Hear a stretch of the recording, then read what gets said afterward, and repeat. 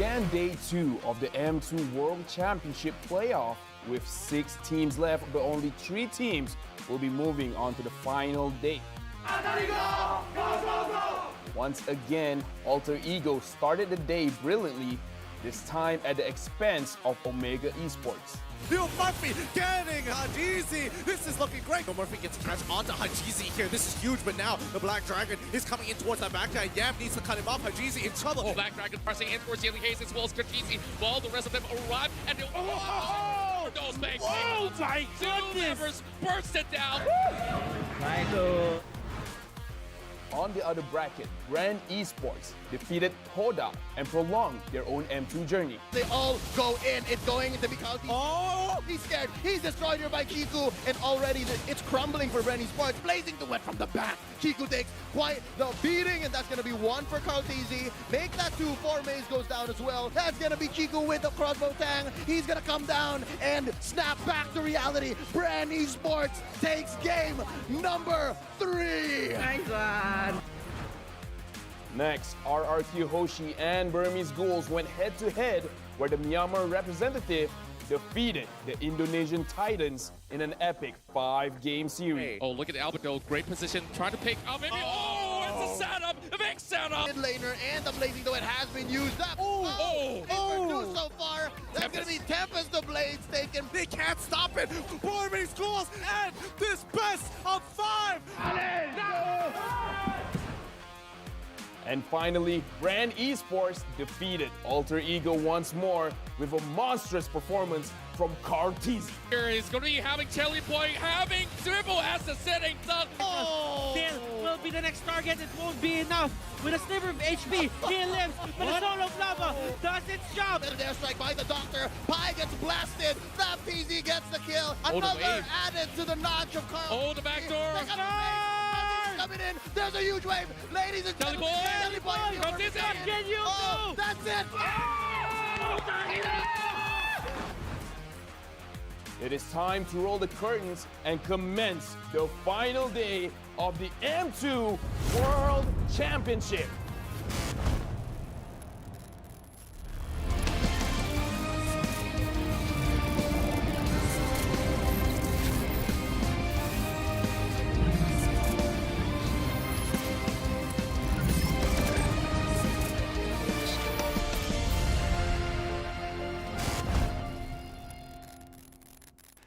Here in Singapore, it's Sunday morning, and you could have chosen to be anywhere else in the world, but you have chosen to be with us right here for final day of your M2 World Championship 2020. Good morning, one and all, and before we delve into the action, we must say a big thank you to a very important group of people who made your M2 World Championship 2020 possible. Of course, this entire event powered by our friends over at Moonton, supported by our friends over at Singapore Tourism Board. Use the hashtag PassionMadePossible. Skoga for supporting esports careers and talents here in Singapore since the year 2008. We also have IMDA and all our partner brands, Secret Lab, SUTL, Signet, MediaCorp, Cathay Cinema, Tumi, and not forgetting Official Gaming Gear. They got something up for grabs for you guys today. It's the Razer Black Shark V2. Want to say a big thank you to Razer as well.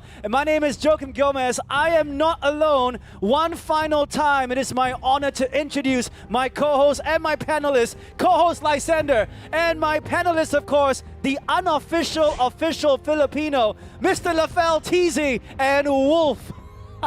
Oh my gosh. All right. Thank you for the warm introduction, Joachim. Yes.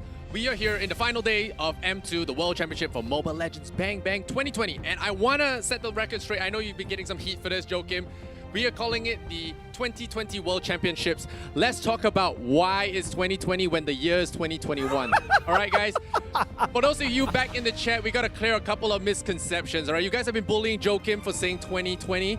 Well, it's because the season for M2 started in 2020. That's why it's 2020. I know, I must say, if we have cameras, we need to zoom in on the logo. It says 2020 right over there. So it's not a mistake. You heard what Lysander said as well. Now, Lafel, Teasy, and Wolf, I need to get straight to it. Our very first game, RRQ Hoshi against Bren. My first question is, will we see Lancelot being banned after what Kyle Teasy did yesterday? I think so. But then again, I kind of want to back on what Lysander said yesterday. I think it's very important.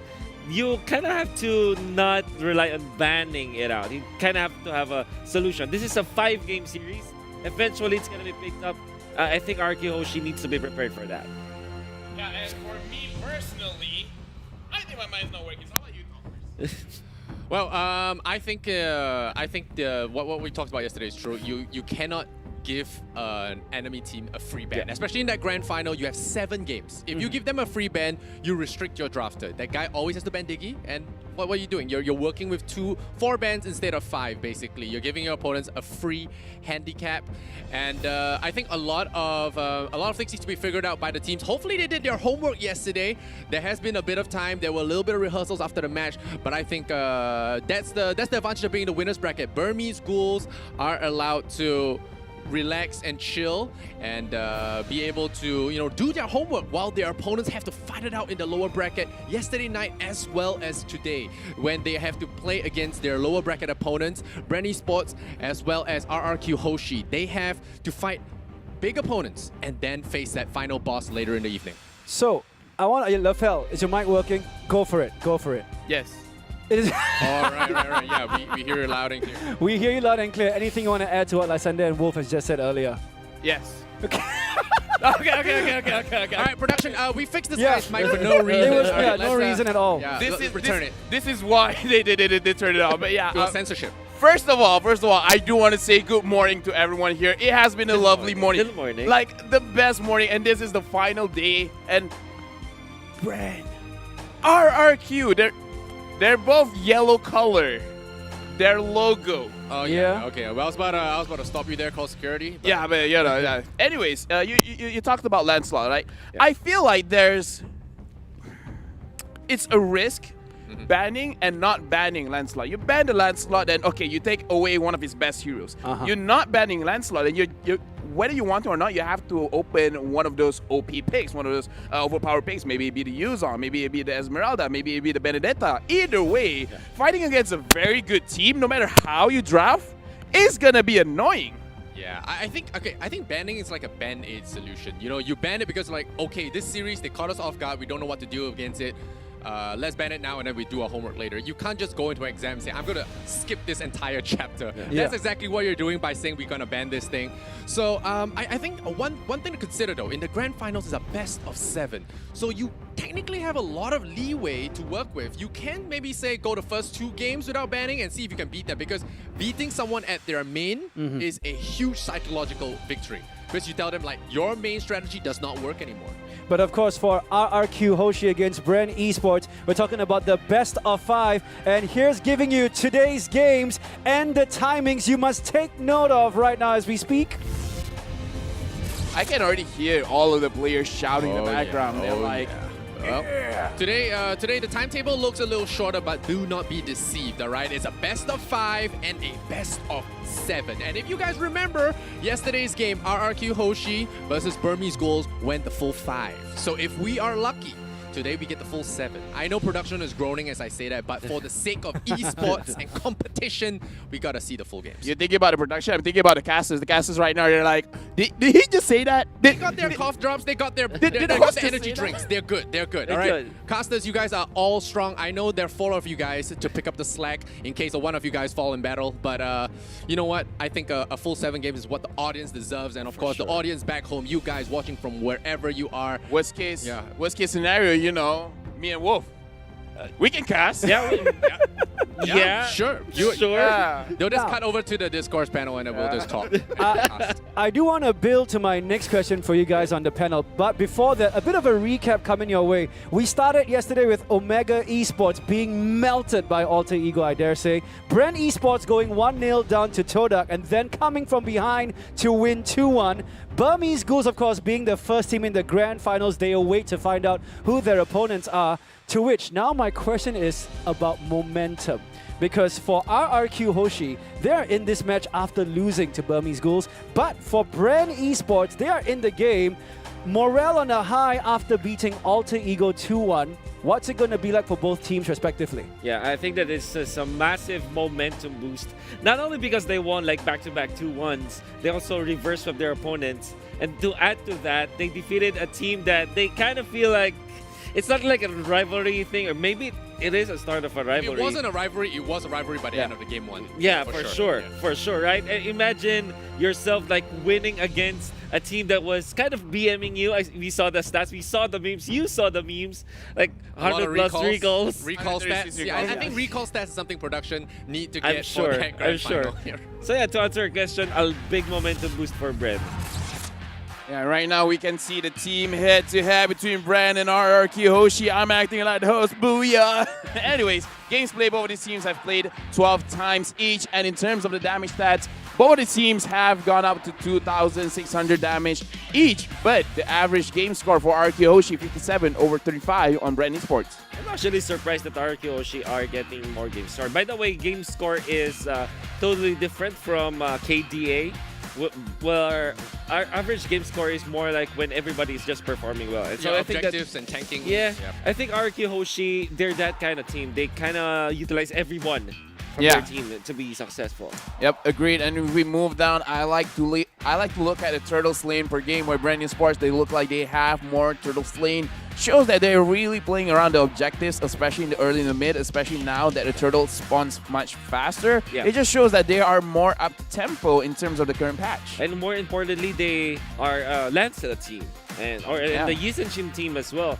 They really drafted. They favor drafting those kind of heroes, which are very dependent on taking the early stages, particularly the turtles. And the unique heroes pick for RRQ Hoshi, that's 28, and Bren Esports, that's 29. So it looks like RRQ Hoshi might be the more flexible team, where we did talk about Carl Teasy with his Lancelot. It's really crazy, right? Yep. So with RRQ Hoshi, it might not hurt them much just because they're like, they may know like our specific heroes, but we know Lemon or Lemon. Yeah, he has a plethora of heroes where he even brought in the Mincetar. It didn't work, but he brought it in. Very quickly, I want to say that one thing I noticed with Bren Esports is that they can utilize many heroes, but the heroes that they win with, it's quite in a very small pool. So maybe that's something that maybe they haven't even needed to use past that hero pool. They could be just say, you know what, all these strategies are not required just yet. We're gonna save that for the BO7 against Burmese Ghouls. But I think what's most difficult for today is picking a side. There are 3 countries left. Top 3, it's going to be difficult to because now that we know them better, you know, at the start we were going in kind of blind. We can see past records, but now we've seen these guys in person. I've spoken to the coaches. I've seen the passion in these kids' eyes, and they all want that grand prize. You know, that trophy up on stage on that turret, on that tower right there. It is just, I cannot describe the amount of passion. These guys, they always break down in front of the camera because they are so emotional. You know, when they say like, I know the fans are, are not feeling too happy about underperforming, but we will do our best. They always say things like that. I think it's going to be very hard for pick a side. I think that's all I'm trying to say here. I do want to touch on what Lysander said. If you were the coach of RRQ Hoshi, what would you have said to your team to boost their morale before going in to do battle with Bren Esports? The things that I would say are better not spoken live. Wow. Well, Another reason why they should kill the mic. Like the moment I say it, like, I mean, it's Grand Finals day, so if you want to spice up, you want to hype up your team. Yeah, right? you want to. But keep it clean, keep it PG. Yeah, but anyways, right now it's the player head-to-head. And again, it's the carry. Of course, we have to talk about Carl Teasy. man, this guy, this kid was cheering up a lot. I think that I will repeat what I said a few days ago. He wanted to take over the world stage. He wanted to perform because he's already done in the Philippines. He wants to prove that he's the best carry player in the world. And I think that yesterday's performances, I think that he already cemented his name out there. At least he's the best Lancelot in the world. That is absolutely right. Mundon should make a skin. Make a skin I for think him. they should. I think they should. The Carl Teasy Lancelot skin. Very quickly, in the Philippines, they're saying it's Lancelot ni Carl Teasy, which means Lancelot's Carl Teasy. It's not the other way around. They kind of reversed it, right? Wow, because he becomes the hero. And became the hero. Lancelot the skin. Yeah, exactly. Yeah, Very, exactly. very big honor. We just had to begin this morning with a fight against RRQ Hoshi and Bren Esports. Indonesia against Philippines. We're pretty sure the comment section on Facebook, YouTube, wherever you're watching us from, it's being flooded as we speak with people pledging their support to their favorite team. Yeah, and right now we will see the 5 faces that will be representing RRQ Hoshi for this lower bracket final. It is, I don't know, man. This one, We've seen them climb through hell. Yeah, but this one we do have to talk about it a little bit because as we can see, Lemon and Albert is not playing. In this morning, Whisking and Zin are playing. And what the production team did tell me is like they're a duo, you know, like Albert and Lemon are a duo. Zin and Whisking are a duo. So this is one of those situations where I wouldn't say like safe strats, but when James was here, he was like, we have a lot in our pocket, right? So I think this is, you know, this is not one of those like, oh, we're underestimating you. Is that we will surprise you because every player of RRQ is good. We're going to change our players and their hero pool is different. Yeah, I was about to say that hero pool is about to change. That small, unique hero pool is about to change. Something completely unrelated. But now, over to the other squad. What can we talk about? Brand Esports, these boys. Yeah, I mean, they have some tough games. They love giving heart attacks. Oh, I'm sure that they are giving so much tension to all of the Filipino fans out there. I want to say, however, that it is important to take note of the heroes that they really play a lot. Look at this, 35, 5, and 26. And I think this is not the average, but Cartesi's overall performance yesterday. However, like I said before, their hero pool is limited in a way that the heroes that they win with are just selected heroes, but they do play a lot of other heroes. It's just that they're not masterful with it. Yeah, right now we're looking at a player lineup predictions. Now, again, in this stage, we do want to see what Zin and Whisking bring to the table because they're coming in as a duo. So we have to look at the synergy between the jungler as well as the gold laner, how they're really going to play it. And Rebo has been using a plethora of hero, including the Farsa. Yep. So he is able to handle Whisking probably with the 1-1 because this is one of the things that I'm expecting. Where Whisking during the group stages, he played the 1-1 and he played it really, really well. I would argue better than Lemon himself. So this might be one of those compositions where they're like, maybe we'll go to the late game, so we need Whisking. I want to say, I'm as a Filipino fan, I'm kind of scared because personally, I loved Whisking when I was able to watch him, and he's very scary. Maybe the other added factor here is what is James banning? I mean, you're gonna be paranoid about what this squad will do because you have studied for Albert, for example, and Lemon, but not against this duo, and this is scary. I think the safe approach would be to go with what you're comfortable with. You know, what do you have practiced? Don't go a little crazy. You know, we saw a couple of crazy drafts. It cost Toad. You know, they went for a weird tank, no MM draft. It cost them game 2. And as a result, you know, I think it's safe to say, go something steady. Now, let's take a look and see how our audience decides this game is going to go. Remember, guys, that QR code you see during the wait screen, that's for you to predict and cheer for your favorite team. Look at that support for 74.2% going for Brand Esports, 25.8% for RRQ Hoshi. Now, we know the audience, sometimes they get it right. Actually, in this case, most of the time, they get it right. Is this the case? So I would like to change the question. Okay. No. Like seriously, I just want to put this point in because I just have to confirm. This is a best of 5, right? Yes, sir. And right now, RRQ kind of has the advantage. If they wanted to, like if they lost 2 games, they can just switch back the players. They could just every single game just switch the players and really mess with Ducky's hit to be like, okay, what are they gonna do? And RRQ's players, they're gonna be super fresh. Yeah, and let's see what Talon says. Talon says the other way around. It's a lot closer, this one. Yeah, you guys are bigger RRQ Hoshi fans. Yes, I am. I'm a huge RRQ fan. So you're laying down the now if you made a prediction. Yes, because thank you so much, Lavelle. Yeah, Lafelt easy, standing up for his Filipino brethren. Yeah, because yesterday, like we did talk to James, right? And I promised him. I'm a man of promise. I was like, I will vote for your team to the day that I don't vote anymore. I want to say that, but I don't know whether that can... Oh, wait.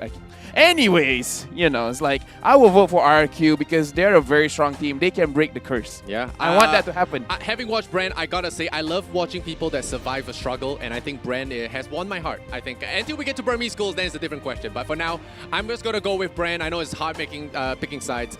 But yeah, Joakim, what about you? I'm going to stick with Bren as well. I think, for my personal opinion, they are coming in with higher morale and momentum. We will see. We can only talk so much. It's up to the players themselves. And very soon, we'll be heading you to our casters, Gideon Q, Contra, Leo, as well as Butters. And don't forget to go check out the Razer and M2 page for a very exclusive campaign giveaway. And very soon, it's going to be game time between RRQ Hoshi and Bren Esports for your M2 World Championship.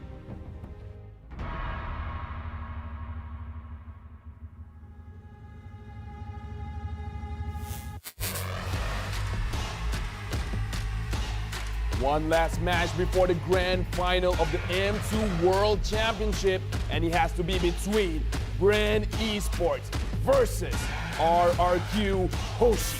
Another added to the notch of Carl. Oh, the back door. Coming in. There's a huge wave. Ladies and Kelly gentlemen, boy. everybody From over this there. end. Can you Oh, go? that's it. Oh! Bren Esports eliminate Alter Ego.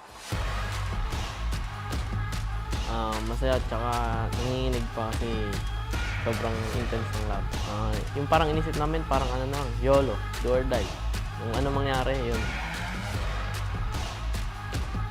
Say hello to my perfect match here. And now, Burmese Ghouls, have they done it? This is the big pick. They've killed 4 and they are pushing through to end this best of 5. Ano sih ya, biasa aja sih ya. Kita tetap harus semangat lah buat besok main di lower bracket kan, ketemu antara Bren atau Alter Ego.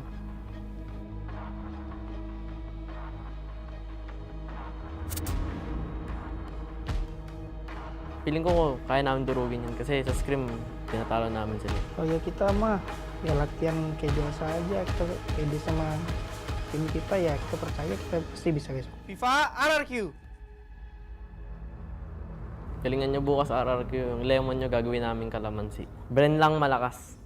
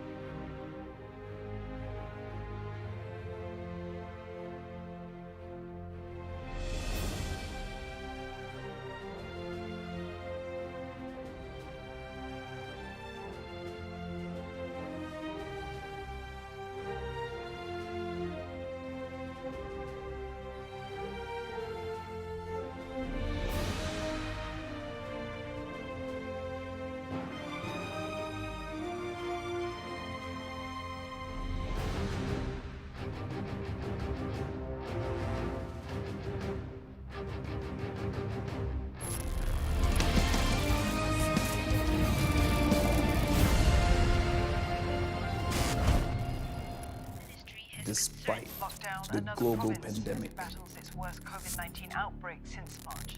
games and esports continue to find ways to unite us, allow us to escape the harsh reality, even just for a little while.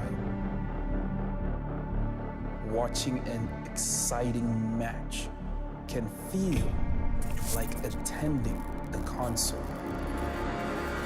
or going into a war with your comrades. Immersing yourself with the ambience, the cheers, and the excitement, even when there isn't any live audience.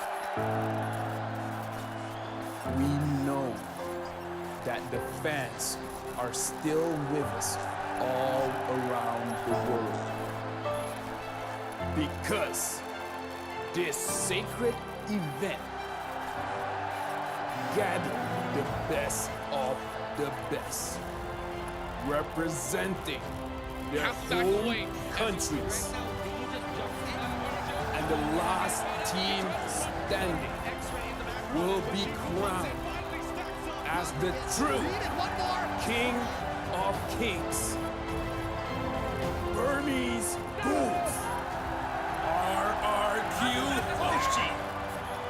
Grand Esports. Who will be the world champions?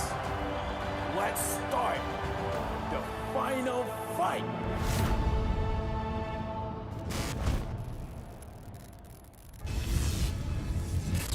Welcome to the final fight here at the Mobile Legends Bang Bang M2 World Championships. And with special thanks to our sponsor, Secret Lab, the award-winning gaming seats engineered for long hours of comfort and sitting form. Available in Secret Lab official stores in major e-commerces in Singapore, or visit secretlab.co. Let's not forget our other sponsor. Thank you to Singtel, our partner in esports, to unlock lag-free and ultra-fast gaming experience with Singapore's fastest 5G network.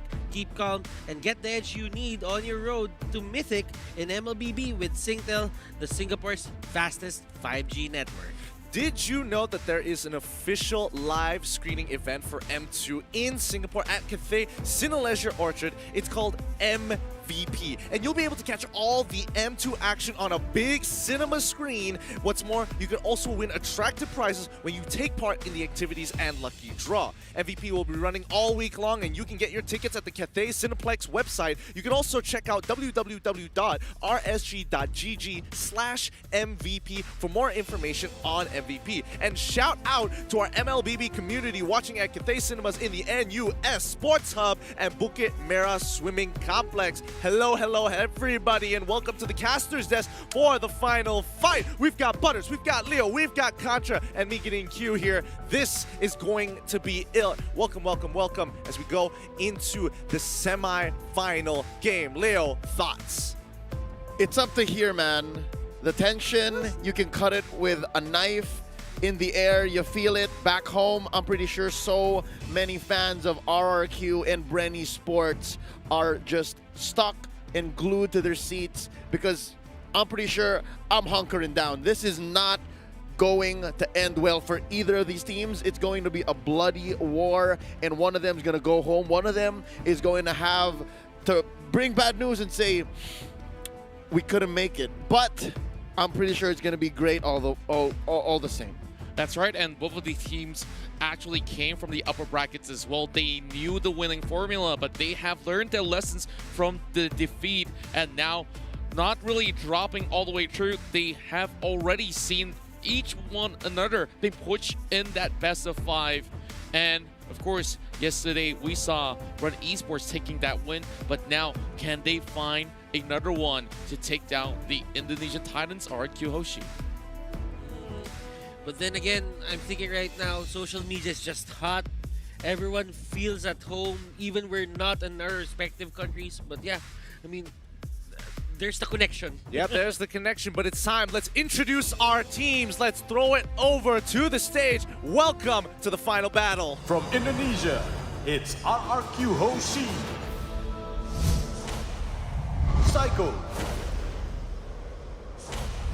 Albert. Demar. R7. Vin. Risky. And Zin. RRQ Hoshi. From Indonesia, RRQ Hoshi.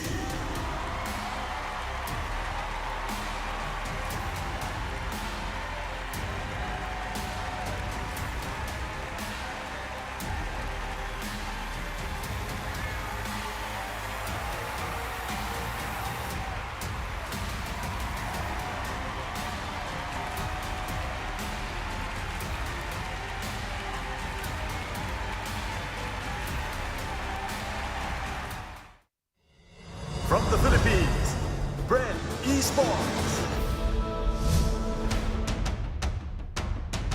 Coco. View. EJ. Flat TZ.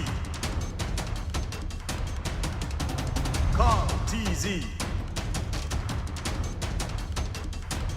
Lusty.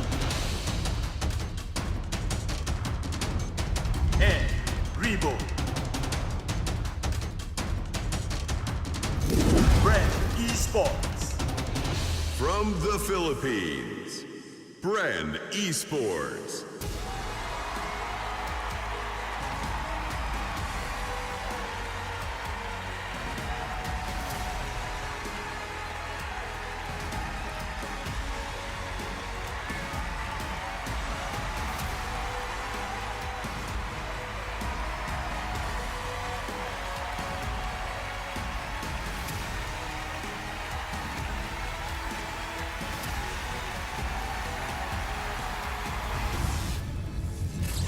The elimination round of a lifetime for these two teams to determine who is going to be moving on to the grand finals and who will have to go home. A lot on the line here, but Butters, tell me a little bit more. Again, we're working off of a lot of things for these teams. One team having a lot of momentum from yesterday, the other one taking a terrible defeat, but still needs to claw back up into the grand finals. RQ Hoshi, they found the rhythm that they needed. They just fell short on the final game. Well, for Bren Esports, it wasn't as smooth sailing as some of the teams here or some of the people might think it is.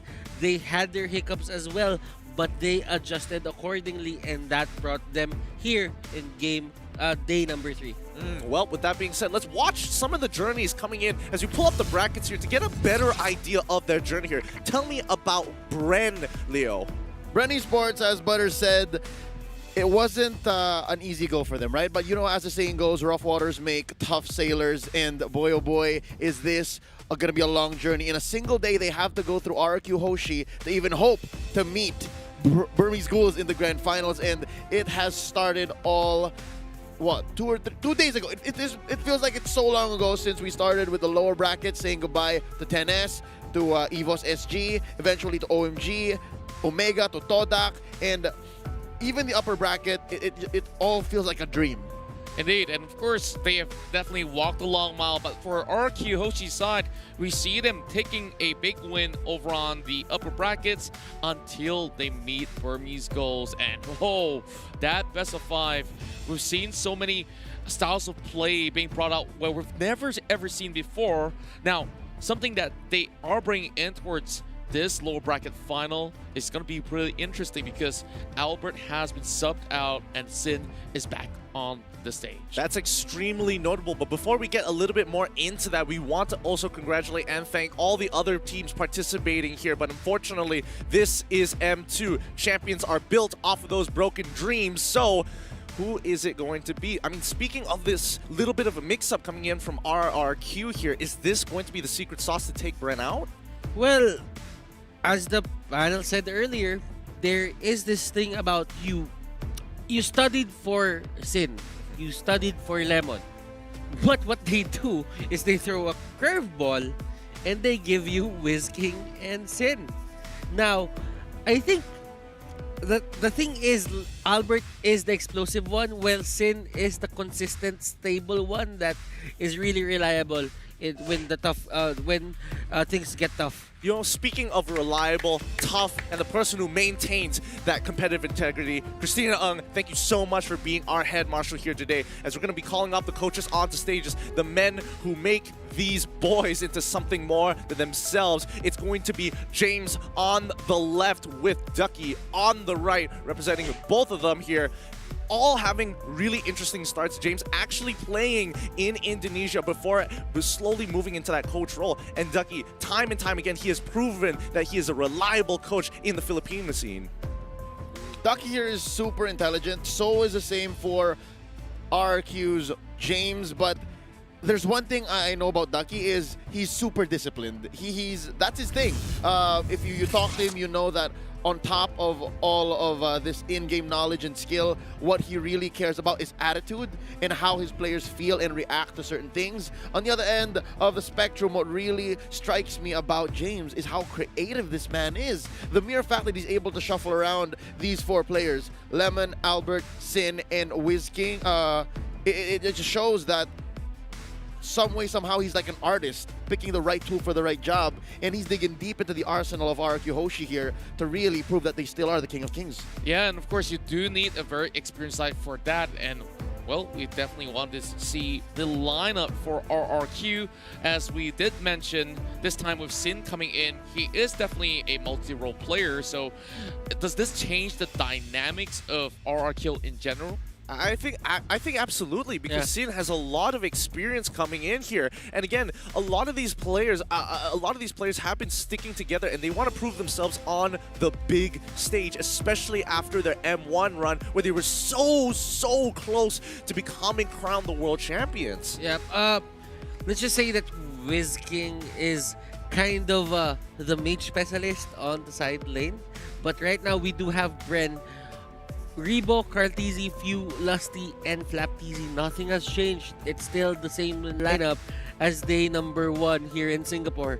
Yeah, I mean, these guys, they've been really consistent. Yeah. I can't argue with the consistency of these teams. They've had their ups and they had their downs, but now is their time to shine. What are some of the elements that we should be focusing on for this team to really succeed? I think, as proven by their grueling series yesterday against Alter Ego, you have to really focus on the big three, the middle, right? I'm talking about the middle lane. That's the jungler, that's the mid mage, and that's the tank. And if you can lock this down, if these three are solid, then I think Bren Esports is going to have a good go. But with this whole shuffle with RRQ Hoshi, even all of our studies, even all our preparation go out the window, because it really does throw a wrench in even Coach Ducky's plans. I mean, this is one of those meta questions that we have to ask here, because in that grueling match yesterday, we did see a lot of priorities going over to Selena and as well as Trill being the two big playmakers for that team. Although extremely difficult to execute, but once they're able to pop off, they just kind of pop up. But what do you think? What are some of your thoughts, Contra, about that consistency and high mechanical skill cap? Well, definitely when it comes to the high mechanical ceiling, all these players on stage definitely has a really good take on these specific heroes that they are playing.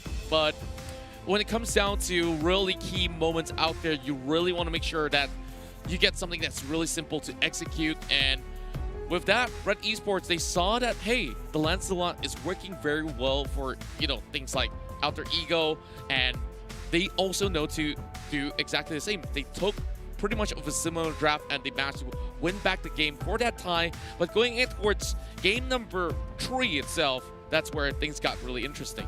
Interesting indeed. But you know what's more interesting? It's going to be the M2 exclusive skin, the Clint Shadow Omen skin. You can obtain the skin if you complete the task and predict the champions to win M2 coins and exchange those M2 coins for M2 exclusive rewards, including, but not least, the M2 special avatar border, the exclusive skin as mentioned as before, the battle emote, the sacred statue as well, or you can get the exclusive skin directly for 899 diamonds. The event is happening right now till the 24th of January, so please do not miss out. And if you have 40 more seconds, quickly go buy that skin and come back to catch this game. Yep. Going back, I have a read on what RRQ is trying to do. Oh, really? Bren Esports, they're kind of like Burmese schools in a sense that they really like to go for those the first turtle of the game. And when RRQ met up with Burmese schools, that is one department that they did not take account for. They always just had problems taking that very first turtle on their side. Now, it's probably because of the hero pool of the certain players that just came out for them. I think for RRQ, Sin and WizKing could be more aggressive and more stable in the early game for their side. What do you think about this, Leo? I mean, early game here of the Benedetta coming in from Bren's side and the Yi Shin as well from RRQ Hoshi. Is this going to skew themselves to, again, these big playmakers like Selena that just got banned? Yeah, I think I'll agree, because the draft itself, the first bans, will also support that that theory, that hypothesis, if you will, is because a lot of Bren's wins, they snowball. A lot of Bren's wins, they just start strong, hit the ground running, and that's essentially what these two draft bans, Yusunshin and Selena, will say. And for Bren Esports, what they can do here is just respect what the current meta dictates and then roll with the punches, given that they are on the red side. Brody taken out. Just to recall some of the matches that RQ Hoshi has gone through, remember that there was the longest game as well as the shortest game being achieved by the team itself. They definitely have interesting dynamics, but like what was being pulled up, we're talking about that early game scuffle for that first turtle. This is some department that, of course, RQ Hoshi is already intending to work on, especially when their goal is to actually set up for the late game. So definitely Red Esports can look to punish them with those sort of picks, but we've already got all these bans coming in. What are your thoughts, Gideon? I'm thinking... Okay, so here's what's on the table. Matilda's on the table, Jawhead's on the table, both really strong first picks for either side. And since Benedetta isn't there, I would lean towards one of the two. But we've seen this change up quite a number of times, right, Butters? Yeah, RQ Hoshi, they're just one team that... I'm actually surprised that they banned out the Selena first. Because usually for the other teams, they just go for these certain templated bans for the tournament meta. Matilda will be their first pick, while for the side of Brent Esports, they just go straight for the Yuzhong.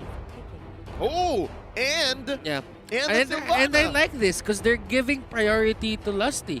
Just because you are giving priority to Lusty, he isn't forced to pick something weird or something that is not going to be the best or something that is heavily countered on the side of RQ Hoshi. What else this draft says is that Brenny Sports are still reading what RQ Hoshi is doing, right? By picking up the Yuzhong on Flaptizi, you're playing a safe hero, and then also by picking the Sylvana already, you're still opening up the fact that this might be for few, this might also be for Lusty. Lapu-Lapu and Claude picked up by RQ Hoshi. Nothing too crazy just yet. James is still sticking to what the metagame dictates is right. Yeah, I definitely agree with this sort of pick coming in towards phase 1 here, which is relatively safe for RQ Hoshi. But diving in towards phase 2, of course, they've already got their hands on Lancelot for the side of Brent Esports, which is what we have seen what they could do back in towards that match against Elder Eagle.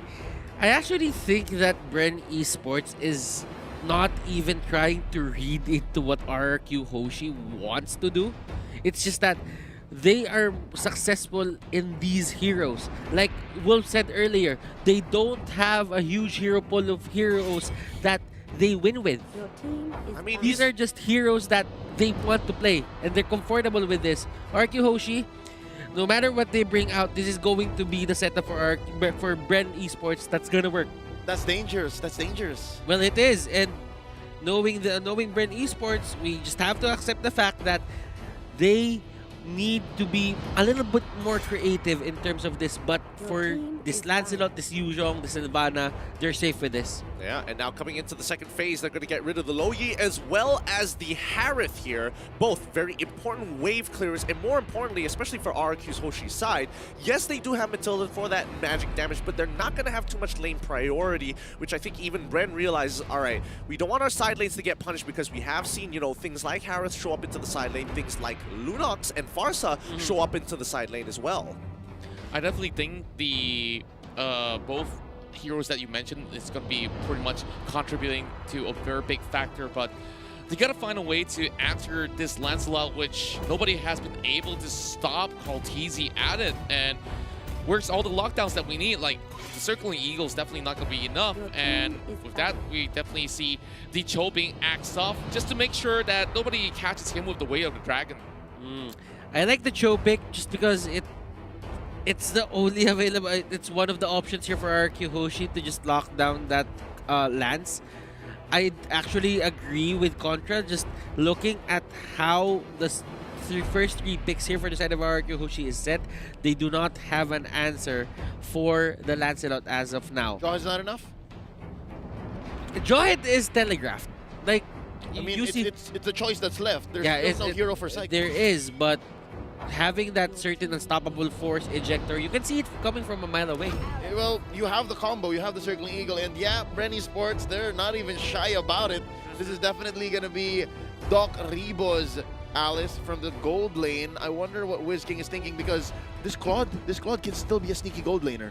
Yeah, it still can. It's pretty flexible in that sense, and I think, you know, even Bren now picking up the Alice as well as the Yuzong, they realize no matter what we pick at this point, even if we do get the 1-1, it's a little too late, and if we want to dominate the lane, it might not necessarily work out anyway, so you might as well get a relatively safe laner. And if RQ decide to go for a double marksman composition, that's even better for us with our assassin, on top of the fact that we have some great pick potential and some really powerful scaling for that late game. Sin and Vin, they're like brothers, and they rhyme. Their names rhyme. Same goes to Kaltizi as well as Flaptizi. Yeah. Right? So It's a connection. It's a combination. yeah. All and right. Interesting enough, they bring in the Kai again. This is something that was being introduced back in their best of 5 against Burmese Goals, but here comes Lunox, which wasn't banned away. So there's a lot of damage output coming in from both, you know, the AD side of things as well as the Magic. Wow, I'm liking what I'm seeing from Bren Esports. It's gonna be tough for Psycho to lock people down, but when he does, boy, is it sweet.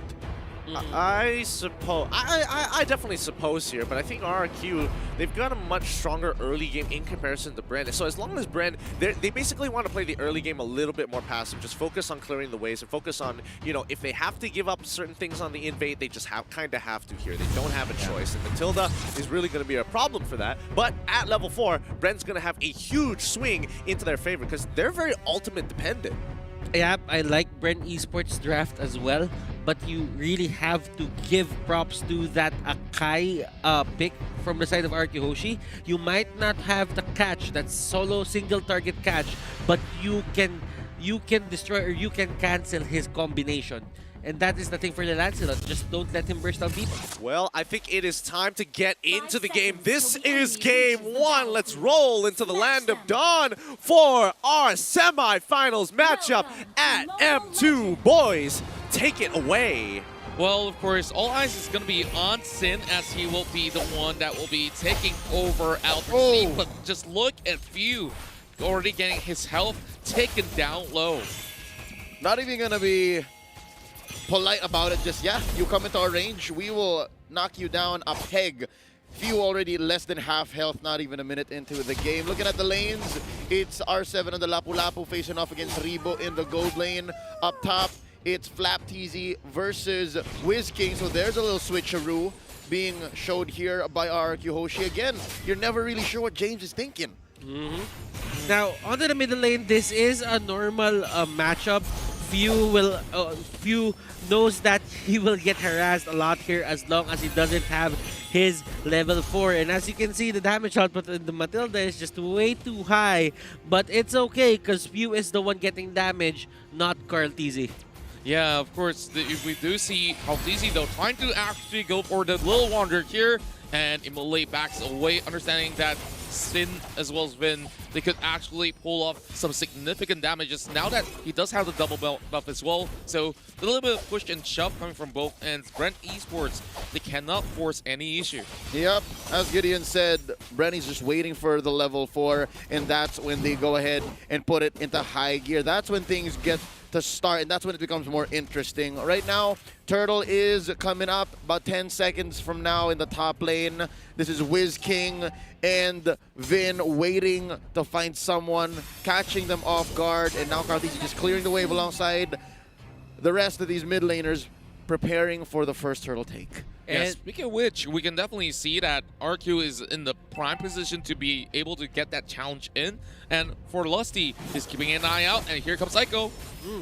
Lusty is using the brush as well, but RQ, they are going for the Lord next, and this is going to be tricky for them because the Lancelot is on the other side. Nice catch on the Few first blood drawn by Shin, and there's no counter go. That's gonna be the Rampaging Sandstorm. Lusty bites it. Flaptizi, he's a little too low. Oh, not even a trade. They do get one. It's Vin, but it's 3 on the side of RQ Hoshi. 7.3 to 6.7. Oh, already a 500 gold lead. That was the perfect timing for RQ Hoshi to pick a fight. Why? Because Carltizi's orange buff expired. He doesn't have the extra damage to help their side, and now Bren Esports have to bow out from that certain fight. Yeah, and you got to give it to Sin on his perfect position as well. He managed to get 2 kills out of that effort. And those pickoffs out there has been able to just deny a little bit more time before the rest of the esports side, of course, comes in with some big plays later on, but phantom execution and stuff like that being brought up. The Wanderer secured, but all eyes are still on Turtle once again, but something's happening down here. Yeah, no, I think Rebo understands that he can rotate much faster than R7. So that means he doesn't have to miss a wave, and then he can be part of the team fight. Now Turtle going on here. Lusty looking for a target. He does have his Imperial Justice on cooldown. That's going to be Kaltizi Cake in the first Turtle. Down goes Lusty. Vin gets him down. Oh, that's going to be another takedown. Few gets eliminated. 2 for none. Is it worth the Turtle? What a pincer attack coming in from both sides. RQ Hoshi, they just rushed right in and got Brent Esports members all caught out. And I definitely like what they are doing with the Kai, just having the Hurricane Dance in perfect position. Now, team fight for Bren here is going to be really tough, but as long as they do not give as much turrets as possible, it's going to be great. Psycho will be the first target, and he will go down. Wiz King here is getting chased down, but Sin is there to help his ally, and that's going to be Flap. But Bren, it seems like Fuel will be bursted down, but it will be the Order Burns being popped right in. Wiz King does get that double for that dive. Great exchange coming from RRQ. Kaltizi tries to take the buff away, and Finn, he tries to move right in first position, catching on towards Lusty, but Kaltizi, how far can he run with a mega kill coming from Wiz King? That was a very risky play coming out from Bren Esports. Carl just wanted to take that purple buff from Sin, but RQ Hoshi was on top of it. Yeah, and definitely a great timing on that circling Eagle itself. Now 8-3, but the goal difference is not going to be too huge in the early phase of the game. 3 more seconds till the next objective. Well, I definitely see that right now. Members inside of Brent Esports, they're trying to pull the trigger on a very difficult position, and that definitely didn't pay any dividend at all. Now, looking at it, this is the roster or lineup here for RQ Hoshi that really has a much aggressive early game. They go for those turtles. When Brent Esports, they're kind of caught off guard here. Yep, here we go. Blazing Duet by Sin. He gets out of there. Battle Mirror Image. Did he steal it? I think he did. Kaltizi is without his purple. And now the second turtle comes up. I think the fact that RQ Hoshi is just more comfortable with just giving up the turtle to get beneficial trades is dangerous for Brent Esports. Yeah, right now the turtle is going to be the main target for both of these teams. Bren Esports really want that. RQ does not want to give that to them. Cycle with the Petrify. Oh my goodness. Lusty just goes down. Not a good look for Lusty so far, and without that Imperial Justice, whether it be because it's on cooldown or whether it's because they catch him like that, not even blinking. Oh no, Flapteezy gets a barrage of bullets from Shin, and that's gonna be Vin putting the nail in the coffin for Flapteezy. It's looking tough for Brent Esports. 6 minutes, 45 seconds in, Doc Rebo tries to go for a push. That's gonna be R7 not able to save the turret. In comes Psycho. And of course, Blood Oath already being popped up as they will be able to manage this pretty much safely. I don't really like the sort of exchange that they had back towards the Turtle Pit, and this is where things get a little bit rowdy with the rest of RQ. Hoshi moving right back in, chasing on towards Ripple as he tries to make an escape, but how long can he last? As you can see, R7 has already got members right behind him, and Sid might just actually get this one coming. Now, Reba's just trying to scale at the bottom lane, but the problem is RQ Hoshi just control the top lane, and now the next target for them is going to be this bottom lane. They want to get this before the 60 seconds passes, so that they can set up to the top lane and get the next objective there. A turtle probably?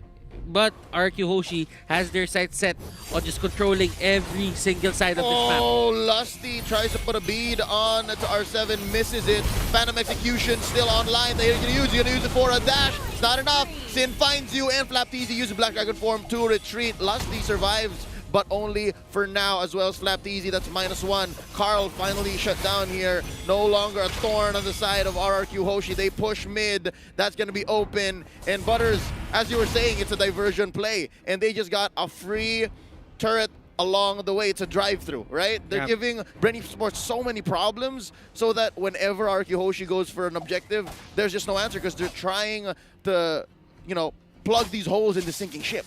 The playing prowess or the playmaking prowess of Psycho is just showing right here. The amount of pressure, the amount of worry that he puts on Brent Esports' shoulder, it's just too much to bear for them, and they break down the pressure to the early game. Yeah, and you could definitely see that RQ's plan when they immediately lock in that clock, this is what they were hoping for in the best case of things, and they've already got 5 kills on towards this clock, and he's pretty much hard to catch in that sort of moment. Now, a little bit of setup here coming from Psycho as he's looking for a good one, and there we go. This is going to be the choke. They're going for the purple. And look at the life bars melting at the feet of Sin. That's a double. They take one on the backswing. But what is R7 for 4 members of Bren Esports? What is R7? It is all worth it. The siege begins right here. They want to penetrate not even 10 minutes in. Yeah, and there's only a couple of all these members that will be coming up online in the form of Lusty as well as Flap TZ in a couple of seconds here. But they've already lost way too many towers, and I definitely think that RQ Hoshi, they take too much control, all in the span of less than even 10 minutes. Let's check out the items, shall we? Butters, we've already seen a great build coming out of RQ. Now, if you would look at it, Sin here went for the brute force breastplate. That is going to be good defense against the Lancelot. Now, Lancelot isn't at the best position right now just because he has the Heptasis, but no Endless Battle, no Blade of Despair. And Queen's Wings for Flap TZ, he doesn't have the extra firepower, he doesn't have the skill vamp to just back up that tankiness that he has. Although for few, we're seeing a bit of progression here. Enchanted Talisman to the Necklace Durance.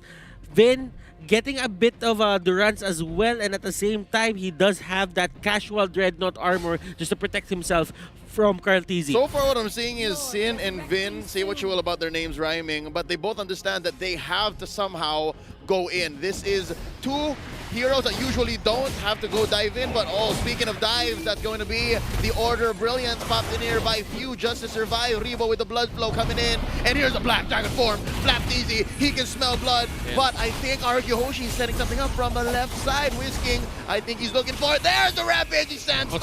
Oh, they sense the Lord take. Can't easy take it down here. Sin is now godlike. There's the Blazing Duet. Lusty's gonna be next. Whisking puts him in. Down under the ground, 6 feet, 2 for none. Plus the Lord, RQ Hoshi is ripe for the finish. They fished him out, and with that, they initially went in by popping the Order of Brilliance, and Lunox already using the ultimate. They could not possibly go into cross anywhere near towards the Lord, but here comes RQ. They've already got the Lord taken out, and they are going straight to finish up game number 1. But there's going to be a defense coming in from the side of Bren Esports. They tried to hold on. Rimbo with the blood. Oh, he flickers away, but look at R7. He's chasing right in as well, but he will give his life for it. Bren Esports, they're slowly going down, and game 1 is in the hands of the Indonesian side, RQ Hoshi. And you saw how aggressive they were in terms of just getting that first turtle on their side. RQ Hoshi, I think my thoughts were right. This is their early game lineup in terms of players. Near flawless. It's like Whisking and Sin were playing all throughout day 1 and 2. This is what it looks like for RQ. I mean, honestly, they have been one of the more veteran players coming in for the side of RQ for a large majority of the roster as well. They have been there for a while, and I think that makes a significant difference when it comes to just decision making and some of these more reliable picks that they've been pulling off time and again. Yeah, I definitely think that it looks a lot more clear than what we saw coming in towards the upper bracket ones for the side of RQ. And they took the time to really break down what can go wrong in those games that Bren was fighting Alter Ego. So this sort of the picks that came out from Brand Esports has been predicted to come online once again, and immediately they found their answer. Hey, I think this is still all right for Brent. This is a best of 5 here, so there is plenty of time to kind of adapt. RRQ, they start off strong off the gates, but let's see if their performance is going to maintain. And I think the adaptations, what are we expecting here? I'm expecting them to just have this idea now that this RRQ player lineup is so aggressive that it can go toe-to-toe with their aggressive lineups as well, and just try to be a bit creative on the drafting. You know, even if you go for the Lancelot, you can actually just get more heroes to support him. That will surprise RRQ Hoshi. Yep, surprises, surprises. But let's see what our analysts have to say. Let's throw it over to Wolf as well as LaFell. Take it away.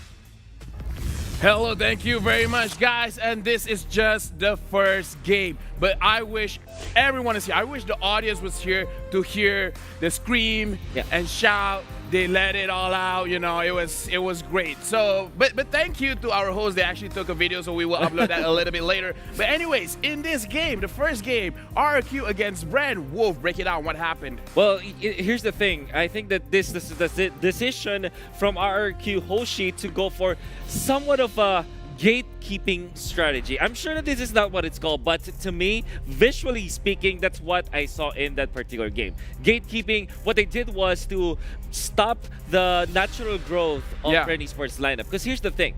You have the Lancelot, you have Alice, and you have Lunox. Kind of disconnected from Brand Esports. Because if you think about it, the Lancelot as well as the Lunox, they're quite early game based, right? They need to be aggressive in the early stages, and they can push up the tempo. While Alice, it's more dependent on the late game, right? So there's a little bit of a timing disconnection in there coming out from Brand Esports, and then RQ Hoshi just play the tempo well so that they can gatekeep that. So they stop that from happening at the exact moment where they get their items. And how did they do that? They just didn't lose their lanes. Yeah. And that's the thing, like if we break it down, it's actually just pure mechanics. We look at the KDA, everyone from RQ Hoshi did super well. Like I don't envy the guy who has to think the MVP of the game, but basically in this kind of situation, just like what Wolf said, everybody won their lane, and that is a little bit crazy because Zen on the Claude in the marksman, he wants to farm supposedly, and we can see that Brand did Carltese did get the Lancelot, and he should be a little bit more aggressive, but we can see that they turned the table. It's like, no, I'm a marksman, I can slow you down, make my team go in, and then I can deal still a lot of damage even in the early game. One thing I want to say to the viewers out there is that if you want to know whether or not Carltese's Lancelot is working, just look at the timer. If it's like 3 minutes in and Carltese is like 0 and 1 with the Lancelot, you know something bad is gonna happen. In fact, he finished with 1 and 4. RQ Hoshi knew exactly how to win against the Lancelot, and there are two things that I want to say. Number one is win your lanes. Number two is win your side lanes. Because the fact that your side lanes can participate in fights, it can help in stopping the snowballing Lancelot. Yeah, and again, in this kind of situation, RRQ Hoshi, just like you said, the silence, the Lapu Lapu, the Khalid, R7, and Whisking, they won every single thing. They won their lane, and then they translate whatever they're winning onto the side lane. And over here, Zin, on terms of the itemization, I kind of like that he's focusing more on a little bit of his defensive. Yes, he has the Demon Hunter Sword. He has the Golden Staff. That is the core item for a Claude, but then he also has the Queen Wings as well as the Brute Force Breastplate to make sure that his movement speed is a little bit more faster so he doesn't get caught. And if he does get caught, he will not take that much of a damage. And Whisking with the Khalid with the Execute, make sure that if anyone did fight in his lane, even like Brand, we saw they tried to go very aggressive. They dove inside his tower, and he's like, no. This is Whisking. This is my tower. Psycho and Vin, I love their itemization. You might not see it here, but they all actually prioritize that Dreadnought armor because they kind of want to survive the onslaught of the Lancelot, and that helped them help this guy. Yeah, the MVP of the game, Claude with a 10, 1, and 10. Very, very nice KDA, I might add. And the thing is, in this kind of situation, honestly, anyone could get the MVP. R7, he deserved it. Whisking, he deserved it. But Zin, in this kind of fashion, I do feel like he deserves it a little bit more, just because in scaling, he should not be doing all the things that he's been doing in the early as well as the mid stages of the game. But he, with his other teammates, with Psycho, with R7 or Whisking, whatever part of the meta that he's going with, they will make sure that they will make the play, they will get the kills, they will get the advantage, they will get all of those objectives. I want to say whatever the whole RRQ squad took for breakfast, had for breakfast, I want to have it too, because everybody just woke up really well. I mean, it's a Sunday morning. They were drafting well, they were playing well, and they were also screaming in a very emotional manner. And I like to hear it. And the thing is, yes, it is early in the morning. Perhaps brand new sport, they haven't properly warmed up. Again, it's a best of 5 series. It can go either way, just like yesterday we did see between Burmese Ghoul as well as RRQ. So again, anything could definitely happen. This is just the first game. We will be going into the second game soon, where again, I don't think it's more of a draft situation. I feel like it's a situation of being very, very comfortable with the laning phase. This is RRQ just prepared for this Lancelot onslaught. I mean, we did talk during our Discord session that they have to be prepared for it. They cannot just ban it. Just looking at banning the Lancelot is a band-aid solution, as Lysander said, and it seems like RRQ Hoshi, they are well equipped to deal with this. Last thing I want to say about the adjustment coming out from RRQ Hoshi is that they were able to show us how to actually support a hero, or how to activate a marksman in the middle, just like what Burmese Ghouls has been doing. And they might have taken notes, because honestly, if I just cover the names and the team, I might think that it's actually Burmese Ghouls playing it, because of how much they put a lot of emphasis into that mid lane part of the map, where the carry and the mid laners and the supports are, and the movement is just so fluid. Exactly. And if RRQ is playing like this, we might see a rematch between Burmese Ghouls and RRQ, but this time in a best of 7. Either way, my name is LaFell and this is Wolf. I can't wait. I can't wait. So right now, I think our casters are ready. So guys, get ready. Please take it away for match number 2. Thank you, analysts, for compressing and compacting all that information into one short little segment. Obviously, we'd like to hear a lot more from you guys, but don't worry, we've got more games to come. And speaking about compacting and compressing, why wouldn't you want to be compacting and compressing all your stuff into a 2Me luggage bag? So that's why we would like to thank 2Me for being the partner in esports for M2. As the journey to become the M2 champions, we have perfected it with the latest 2Me luggage and backpack here. It comes in 2 separately, and they're really, really good. You saw one of them happening to be on the Discord session as well. In between, Wolf and LaFell, they're making sure that it looks good, and you can bring your gear anywhere with you safely without worry. Be sure to check out 2me.com to perfect your own journey and enjoy the M2 competition. And to keep our players safe and protected, the event venue has been coated with SD Pro, an antimicrobial self-disinfecting coating that eliminates bacteria and viruses 24/7 for 180 days.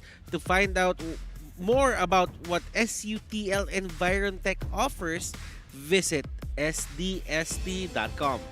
And don't forget to catch the live streaming of the mega event Mobile Legends Bang Bang M2 World Championship 2020 held in Singapore for free on MeWatch from the 18th to 24th of January. A total of 12 teams from 9 countries, all competing for 300,000 USD, and it all starts here today as we move on into our second game here, and we're talking about adaptability. What are some of the expected changes we should be seeing in the draft?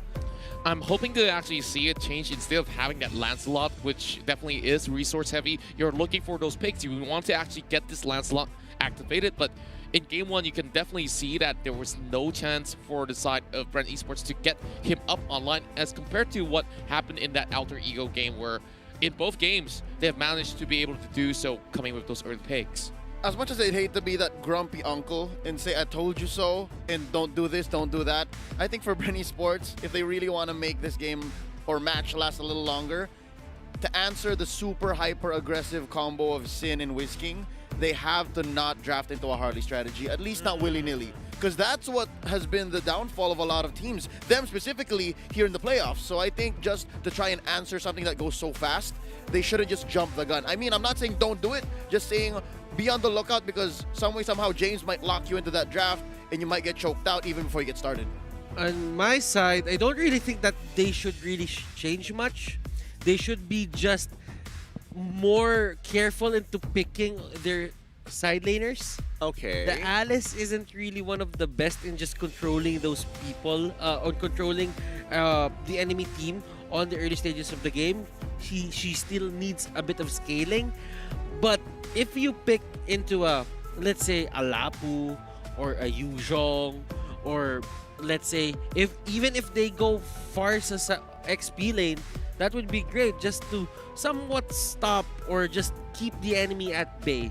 Yeah, I definitely like the idea of the Farsa itself, but you know, coming into the sort of the style of play coming out of the side of RQ Hoshi, we've seen the Indonesians really going out to jump all the way towards the back line, and there are certain picks that can actually find ways to reach the Farsa too. Yeah, and Bren Esports has this thing about them in the playoffs that they don't really win game number 1. Okay. Yeah, you're pretty much right. They don't really win game number 1. Game number 1 against Burmese Schools, they lost it. Game number 1 against Todak, they lost it as well. Alter Ego, game number 1, they lost it. So, game number 1 is really not for not in there. Esports. It's part of the learning curve. Are you saying it's part of the pacing? I don't know. I could say that it's a download game, but I haven't really talked to Bren Esports for that. I mean, I don't know. Honestly, I think Bren Esports will be on the same opinion as you, is that they need to kind of see what's happening. But when things are changing up, it's super interesting for everybody else. So today, we are very pleased to announce the launch of the new anniversary season of Magic Chess Blazing Hammer. The new adventure will officially begin on January 30th with a new upgrading system, Blessings. The new little commander and map and all synergies have been revamped, and the free trial of advanced skins await you. So log in on the 30th of January to claim your free permanent skin. Now, coming back into this, I do think that Bren, yes, I'm going to double check the stats just to get a better idea of their first game win rate. But more importantly here, I think when we're looking at Bren and coming up with their ideas and especially adapting into the game, they're going to be moving over to the blue side. And right now, we know RQ is going to be on the blue side for games 1, 3, and 5, while Bren is going to be on 2, 2, and 4. With that in mind, Game 2s, it's going to be important because I think that's where Bren might actually have an advantage after watching the previous game where we saw them, steal drafts here and there. Yeah, this is where they definitely get themselves pretty much well prepared, and they could definitely pick the side that they want. They started on red.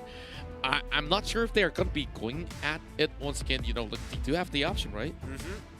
So with that, first pick potential is pretty much high here on, getting yourself a flex pick and towards the first pick, and then later on these two other picks is where things really tell, okay, this is what I want. This is my game plan, and RQ just have to respond to that.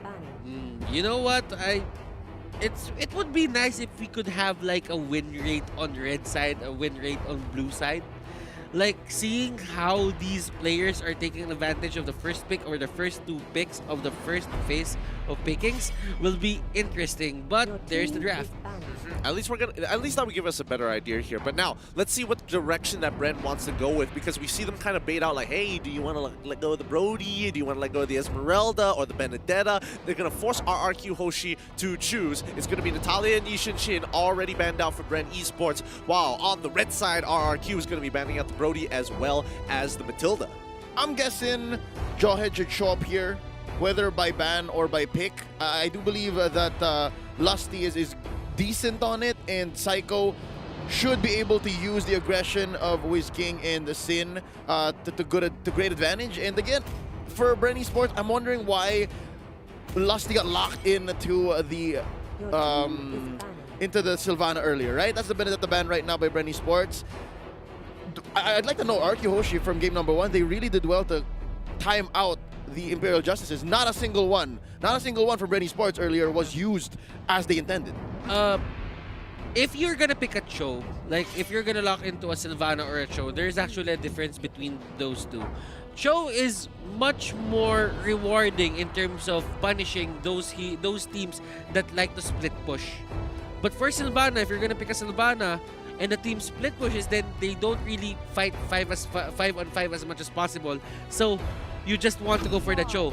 But for RQ Hoshi, as you've seen on game number 1, they really like to go for those fights. So Sylvana is going to be much more rewarding. I like the read coming up from Bren Esports that they want to fight, but the Sylvana didn't just work for them at that point. Yeah, this time we are seeing Claude and Dexter coming into play for Brent Esports, so already snatching this key pick away from Sin. What a way to actually welcome him on the stage. But RQ Hoshi, we talked about that Sylvana a lot. Don't you think it's also quite dangerous that they opened this pick up for RRQ? I would totally agree here. I mean, the Sylvana is probably going to be the pick coming in from RRQ, but the question is whether do they want to get the Yuzong or do they want to get something else? And oh no, instead, they're going to completely avoid it and go straight for something extremely reliable, the Jawhead as well as the Selena. Yeah, the thing about Jawhead is why I'm forcing it and why I'm just not over it yet, why Game 1 didn't show up is it's always on. Ejector is not an ultimate. Ejector comes on and off like within the same team fight 2 or 3 times. And yeah, Unstoppable Force, it's an almost confirmed -1, except for if it's like a tank or someone with mobility. But right here, right now, I think if they don't pick up a hero for Lusty, it's gonna be tough. Again, you have to focus so much for your mid lane when you're looking at Brainy Sports here. This can't be a gold laner. There it is. Yep, That's there Lusty's it is. show. Okay, so now with that being shown, I would expect RRQ to maybe consider getting an offlaner, but they don't necessarily have to. We have seen teams say, like, yes, we do like Lapu Lapu, and it is a great pick. However, we can save it for much later on, and not to mention that there's such a plethora of, like, Wanwan, the Wanwan going into the side lane, the Harith going into the side lane, that Yuzong doesn't necessarily need to win. It's just going to get oppressed, and you just have to absorb that damage. I agree. But RQ Hoshi here, just to put a bit more emphasis into the Selena and Jawhead pick, they will never make Carl TZ, if he's ever gonna use the Cloud, they will never give him the idea that he is safe. There is always a chance that the Jawhead, a Selena, is just waiting at a certain area, and they're gonna throw an arrow, they're gonna go for the ejector. And that's the thing, RQ Hoshi, they don't really like this Jawhead pick as much. You don't really see him come out from them. But if it's necessary, they will just go for it. And with the Claude on the other side, this is the perfect pick for them into the early game. Honestly, like what you just added right there, let's talk about this lane pick as well. This gives not much safety net for that Claude, where every one of these members can just play ultra aggressive, dive straight to him, just catch him out, whether it's before or after the Blazing Duet is the best scenario to be able to catch him. It's a good foil. Yeah, and it's mobility and it's catch.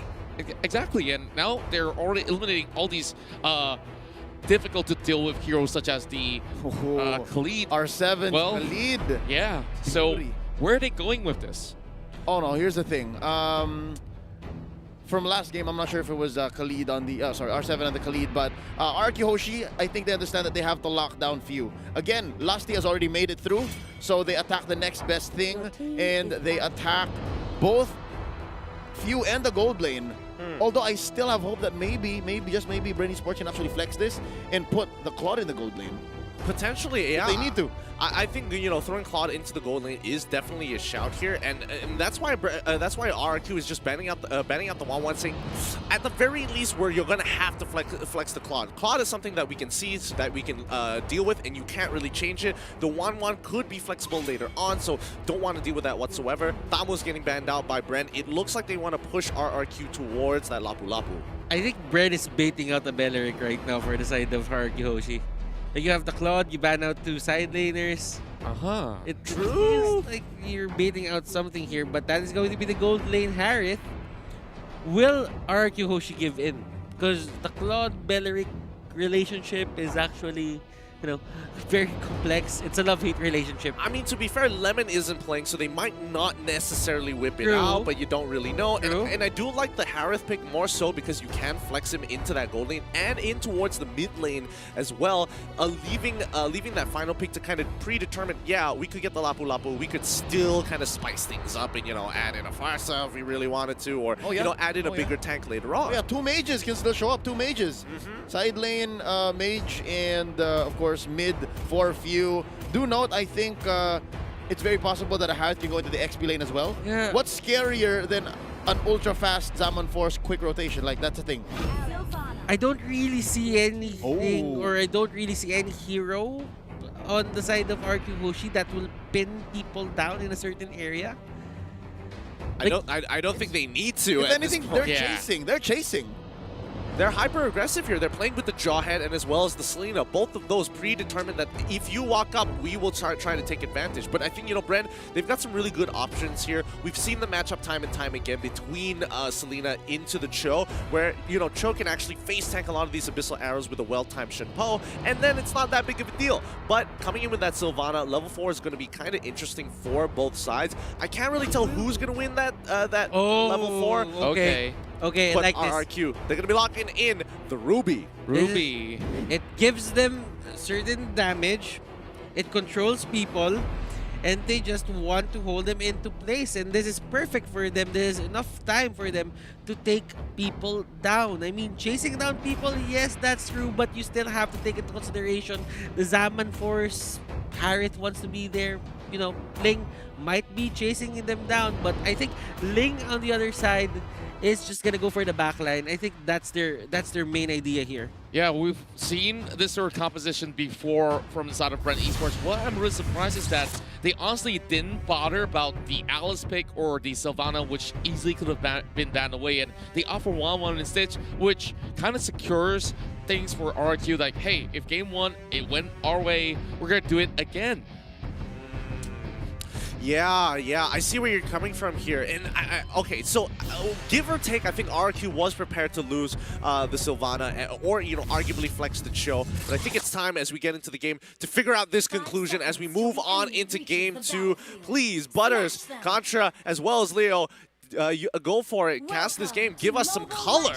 Here we go. Brenny Sports versus RQ Hoshi. If Butters was right, if the pacing for Brenny Sports actually is beneficial, that they learned a little bit from game number 1, we'll see. This should be the litmus test for that. Now, Lusty leashing a bit for Carl TZ. This is a quick purple. I think this just allows Carl TZ to be able to move out a little faster, get that BMI, and get that extra little bit of damage and mobility. And then moving on, that's also the purple. Oh, no, orange first. Orange first here for Sin. Pretty interesting start as we are already seeing a little bit of contest going over on towards Little Wanderer. And okay, I guess we're going to be staring at them just having a chance of snatching it away.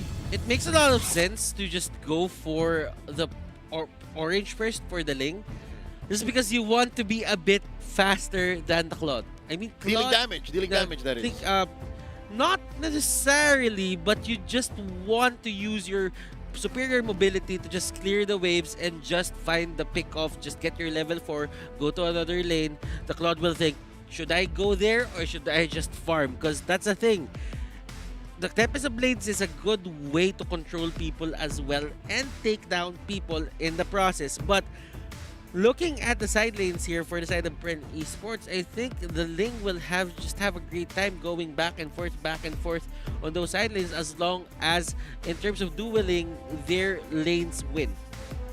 I feel like it was one of those situations where they're kind of I wouldn't say preemptively doing it, just playing off the information at hand. You had somebody go into the mid lane, they were going to, fast clear that jungle. They started on towards the orange side because they can generally see, oh, they started showing up, they started up into the mid lane, they quickly ran over to deal with their purple buff straight away. So at that moment, they say, okay, we can actually match you here. We're gonna start on our orange side, move over to our purple, and then contest for Little Wanderer in the river. I just like how both teams are actually having exactly the same thought, same sort of the routes that they do take. So it's all about, who gets what, and then they can plot the next attack, and we are already back in towards our game. So game number 2 here.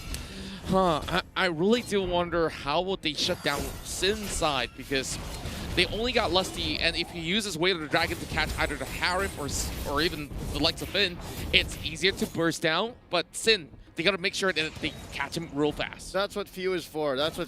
He is on the Sylvana, and I think he'll be a little more frugal when it comes to the Imperial Justice this time around, seeing how it didn't work out so well in game number 1. This gold lane matchup up top is also something interesting to note. Harith wins the early game compared to the Alice. Now Few spots one off. That's going to be Psycho right across the bush. And while the action isn't happening just yet, oh, nice arrow thrown out. Just misses by a hair. I just love it that Bren Esports took something from Todak's book and they just put the Sylvana as a support. Like, you can do that. You're not limited into just those high damage dealing heroes. You can scale people there as well.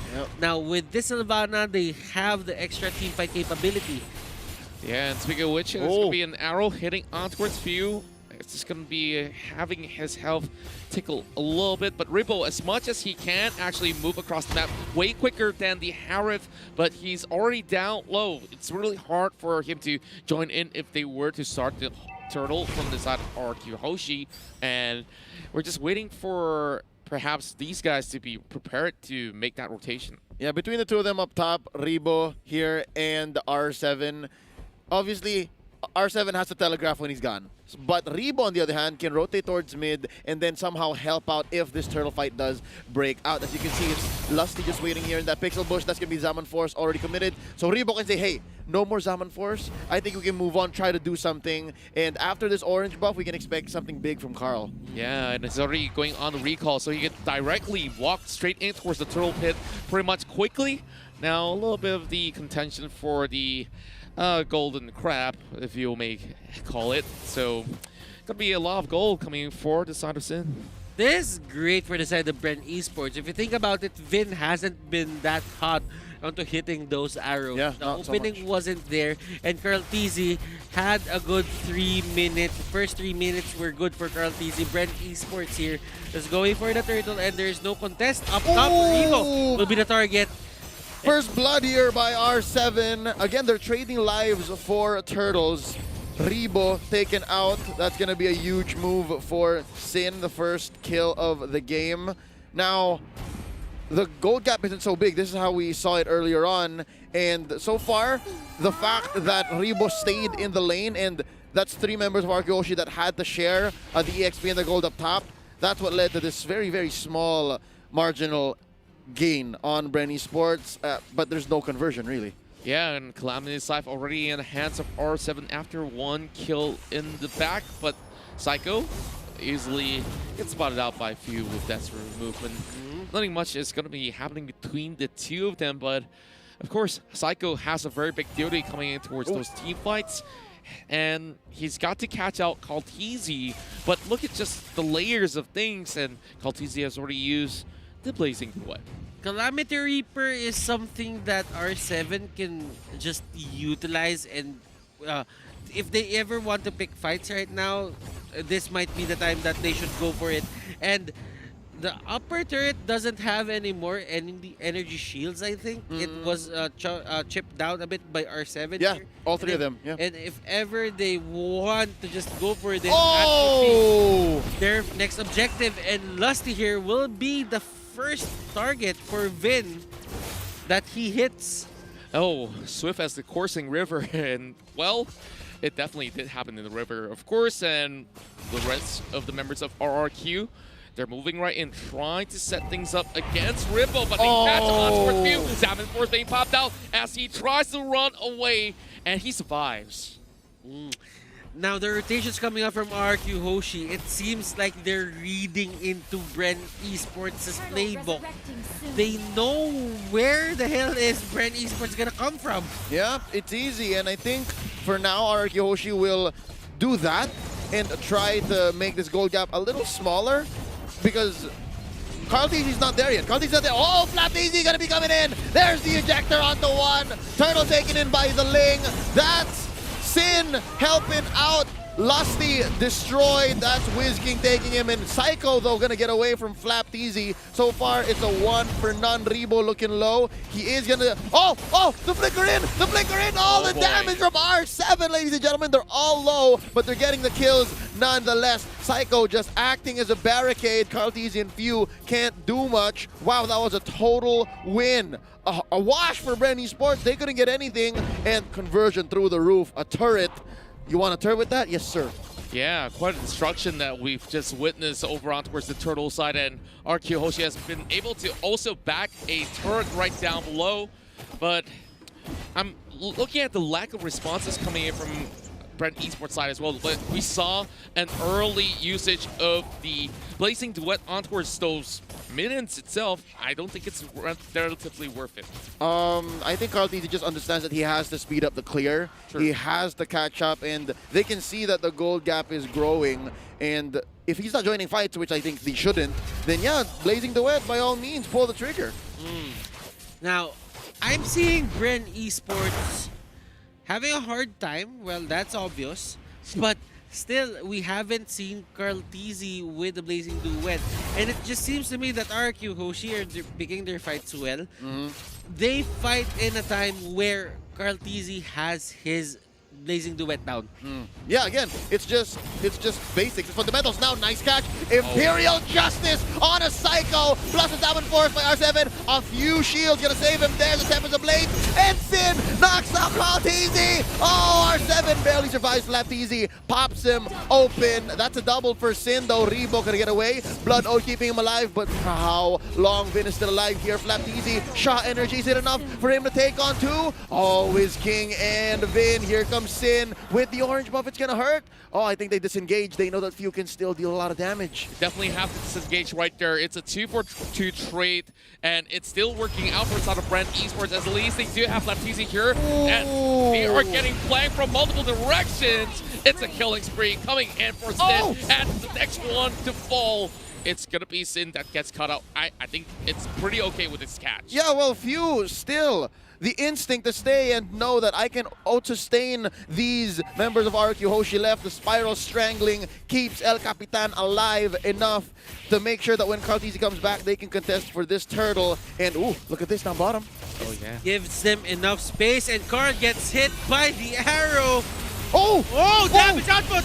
That's gonna be Carl-TZ shut down. R7 takes the turtle. Zaman Force, there's enough shields in there to keep him alive. RRQ Hoshi shouting their lungs out. They know they won that all in.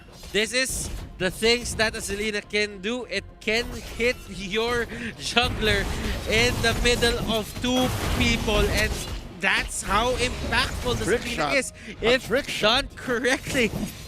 Oh, you just look at Wiz King and he does not even care how much you can put upon it, but Psycho is getting focused on, and they are already trying to get away to cut through the throats, and the Yuzong still gets away with that kill after expending that execute. Oh, that was a beautiful execute. Full range, I believe, because Flap-TZ clicked it as he was exiting. Now, if only this was a Festival of Blood. I think he made the call. That was a calculated decision prior to the game. He picks Killing Spree so that he lasts longer in these fights. I'm wondering if he's kicking himself right now saying, oh, I could have gotten stacks. I could have gotten stacks.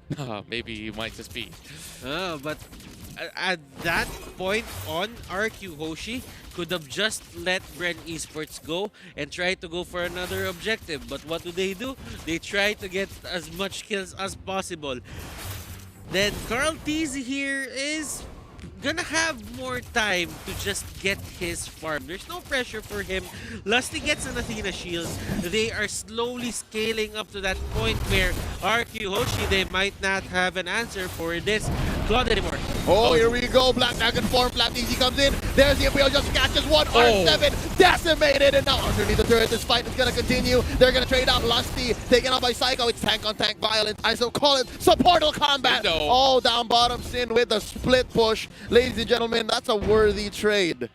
That was way too sneaky coming from the side of RRQ. Yes, they did trade, and it's okay for R7 right there as they still managed to catch on towards Lusty. Mid lane. No, an ejector into the back. Tempest of Blades keeping him down. They're still alive. Flap-TZ, quite a few hits. Oh, the turnaround! Few able to help ideally survive, but only for so long because Flap-TZ is gonna bite it right here. It's only Few and Rebo. Only Few and Rebo. Lusty gonna be trying to come back. That's good. Blood Ode into the back lines, and Vin is getting the brunt of this all. And right now it's Few, and he's Spiral Strangling once more, poking the front lines, and there's a Zaman Force. Oh, you do best to disengage, and R7 gets one still. These are the fights where you can see the split decision making coming up from these teams. Carl-TZ goes back in, takes down Ling.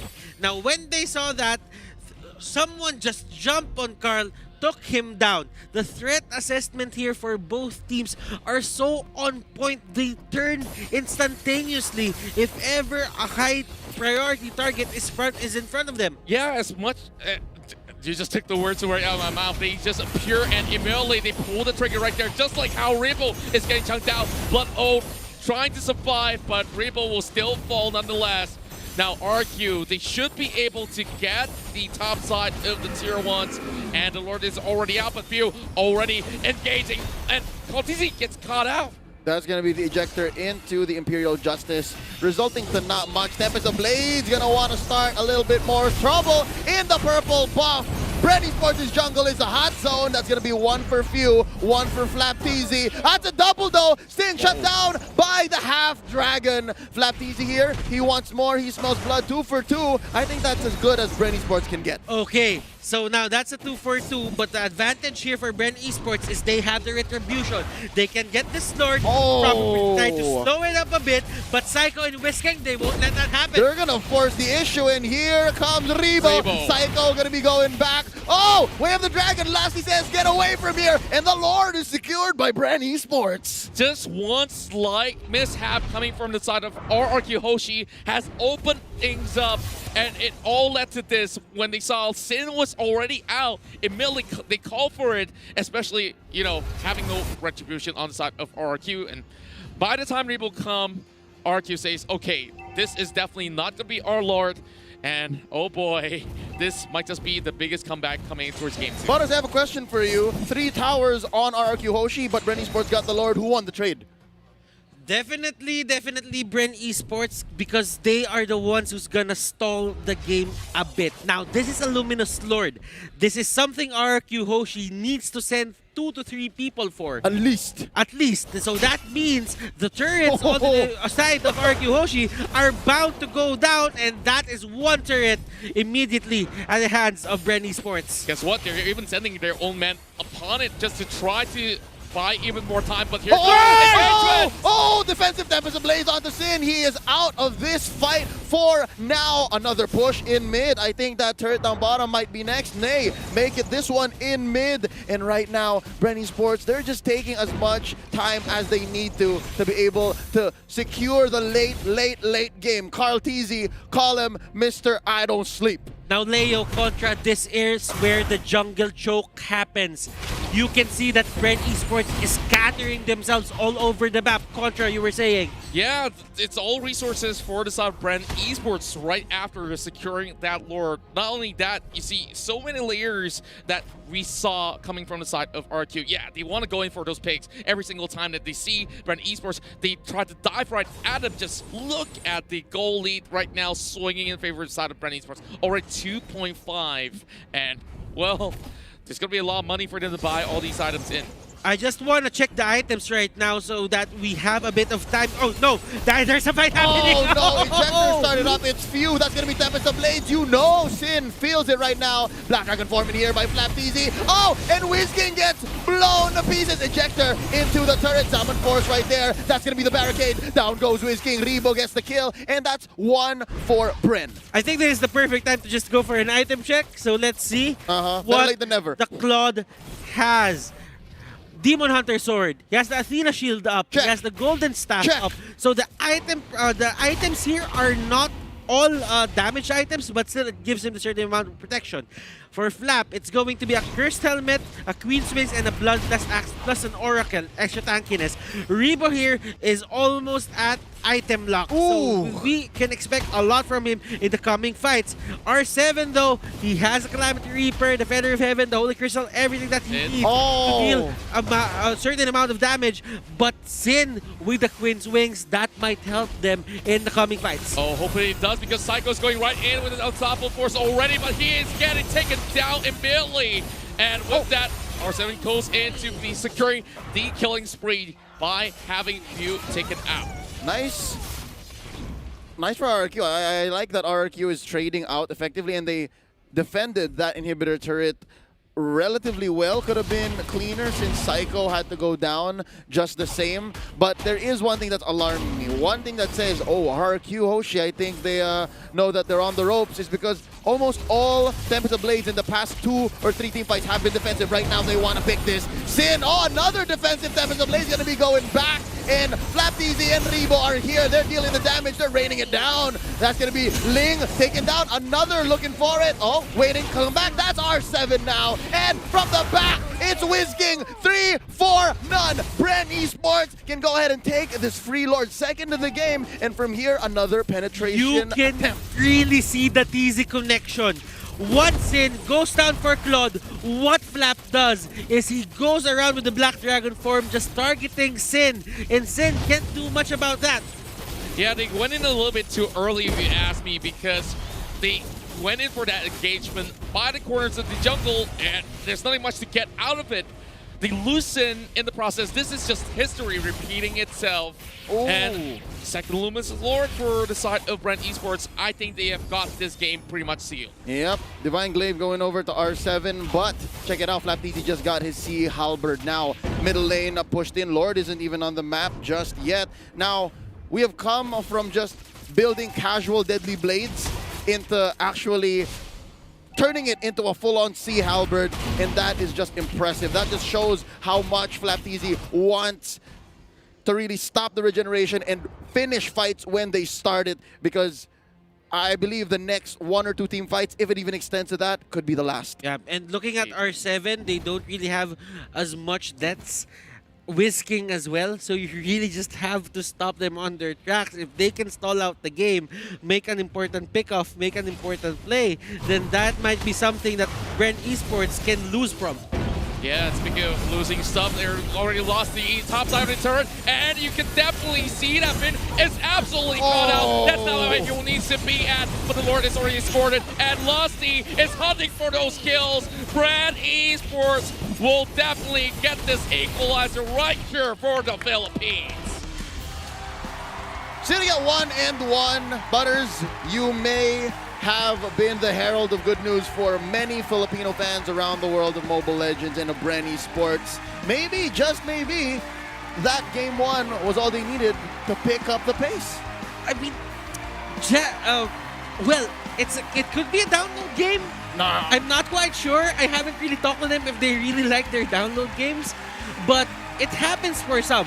And you can't really explain it, but if the tournament meta is not available or changes, this are the things that might happen to people. It's the first game curse, second game curse, third game curse. I don't know, but it happens. Well, talk about warm-up games here. Brent looking much better. I definitely felt like there were moments where RRQ kind of was getting around them, going for those big corners. But again, this is one heck of a series for this top 3 spot. I mean, 1-1 in a best of 5 already. It's neck and neck. How is it looking like here, and how's things going to shape up from here on out? Yeah, I really want to point out one thing that I dislike coming from RQ's draft here. Ooh. Yes, Jawhead, high priority coming into many of these matches, good in the meta, but it's something that later in the stage of the game, it just falls off so drastically, and it's evident, the moment that you see there's an Alice and the Claude, they can easily walk away, whoever you throw. I see. Well, with that being said, let's get a more in-depth analysis from our analysis. Let's go over to them. Thank you very much, and I hope someone clipped Gideon, because that is gold. That is gold. But yeah, either way, speaking of gold, we got 2 of the teams with yellow on their logo, and in my opinion, right, I think all of the Indonesian fans and all of the Philippine fans are on the edge of their seat. Especially, we watched where RRQ Hoshi seemed pretty good in early as well as mid stage of the game, but then Brand Esports, they just got back up and they won. What happened? Well, there were so many, I would say, not really bad decisions coming out from RRQ Hoshi, but more on forced errors from their part. Now, I want to say though, the start for RRQ Hoshi was perfect. They know exactly what they wanted to do, and this is some sort of a late game composition from RRQ Hoshi. Yeah, it's the Harith as well as the Ling. You know, the biggest problem, however, is when they are while they are incredibly scaling in the latter stage of the game, they are unfortunately timing based. And in fact, RRQ Hoshi are actually playing with their timings. Biggest problem is, look at the spell that this Harith has. Well, they always go for Purify anyways. Yep. But you can see that as a weakness. If you're looking at Bren Esports, there are many stuns from the side of Bren Esports. Exactly. Which means that they can really force this Purify. And when they were fighting, when they're winning the fights, Bren Esports take the fights that don't involve the Purify on the Harith. And the thing that I like about Bren Esports, usually we see that when a team is going down, they just like, okay, we'll just wait for someone to make a mistake and then we'll capitalize. But Bren Esports, especially from the U-Zone, from Flap TZ, just like you said, forced errors. Yes. He forced the situation onto Araki to answer the situation. I love the play at the top side, just like you said. Yep. They timed Harris Purify. Okay, the Purify is not a we can go in and then Sylvana goes in. Exactly. And the thing is, we look at Alice as well from Rebo with the Enchanted Talisman as well as with the purple buff. Or yeah, he basically doesn't ever lose mana. He just goes in with the Blood Oath and he just stays in there for a very long time. And then Yuzong coming in with the Black Dragon form and then later on with the Dragon Tail as well. It becomes very, very difficult for Araki to really sustain. Yes, Whisking, we see he sustains super, super well with his Has Claw, with his Endless Battle Oracle as well as the Blood Wings. But that is Whisking. That's not the same thing with Ling, Selena, as well as Harry from R7, Zin, as well as Vin, where we can see plenty of times they try to fight, where Ling, he has used every single skills, every single energy, but nothing happened. But right now, let's look at the MVP of the game, and it's going to go to Flap TZ on this user with match KD of 8, 4, and 6. See Halbert picks up as well. Not only that, the most important thing that I want to take on about Flap TZ and how he played this is he also understood that Araki, they are timing based. Not only are they dependent on the Purify on Harith, but they are also dependent on the Tempest of Blades. The last 3 skirmishes that RRQ Hoshi lost, and those were the decisive ones, right? Yeah. Losing those 3 skirmishes really allowed Bren Esports to take the Lord and eventually take the game. Those last 3 skirmishes, they were able to force the Tempest of Blades. And this is because of the combination between Lusty, Flap TZ, and Few. The way that they were juggling and controlling their stuns, forcing the Tempest of Blades coming out from Sin, and that was definitely a terrible sin for RRQ Hoshi, unfortunately. Yeah, and the thing is, we have seen RRQ won the first game, and now the second game, Bren has won it, and now it's a 1-1. We need 3 wins in total to make sure that we know who will be facing against Burmese Ghoul. And right now, Flap TZ, he shows that he wants to get that revenge onto Burmese Ghouls. Really feels like it, man. But then again, this is these are 2 teams that are on top of the pack when it comes to just performing in the Mobile Legends action. Obviously, we would expect this to go the distance. I personally think that this will go 3-2. At least 3-1, and here we go. We are just starting the actual series. Yeah, but either way, we have to go to a short break. Our players are getting ready. We will be going to the Discourse in a little bit. He is Wolf. My name is LaFell. We'll be going to a break. Don't go anywhere. We will be back right after this.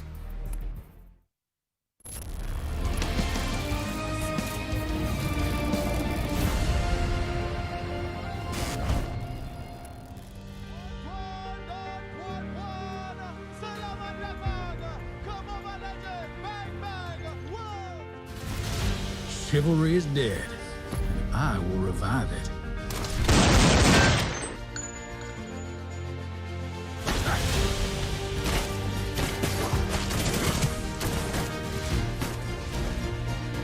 I've got a bullet with your name on it.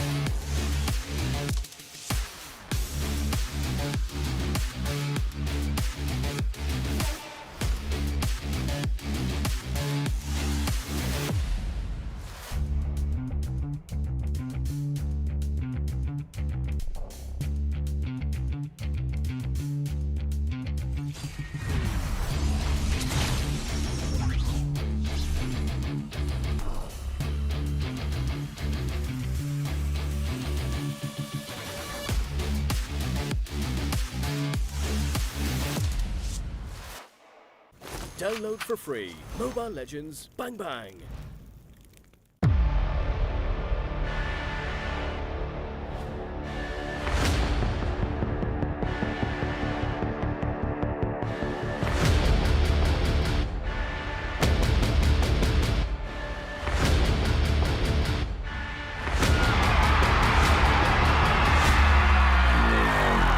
Killing spree! Mega kill! Unstoppable monster kill!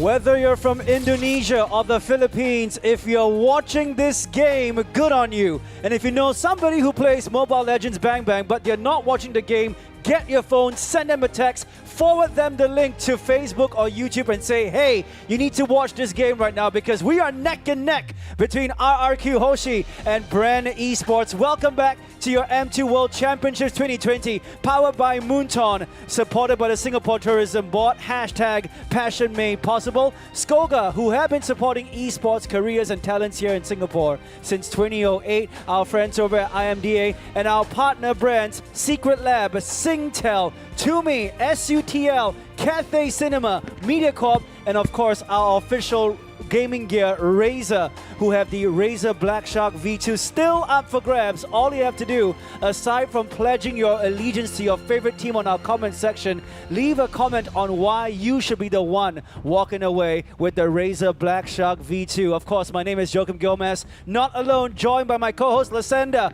as well as our panelists, Lafell and Wolf. My question is, have you caught your breaths yet? No. No. It's essentially a best of three right now. Yeah. Essentially a best of three. We're back to the lower bracket where we're so used to. Now, room for error, it's at the minimum. You know, it's at the minimum. You enough messing around. But the good thing is, they have proven that Brand Esports and their Lancelot is not invincible. It can be beaten, and it caused Brand to innovate, come up with something new, and now, well, they came back strong, so it's a 1-1.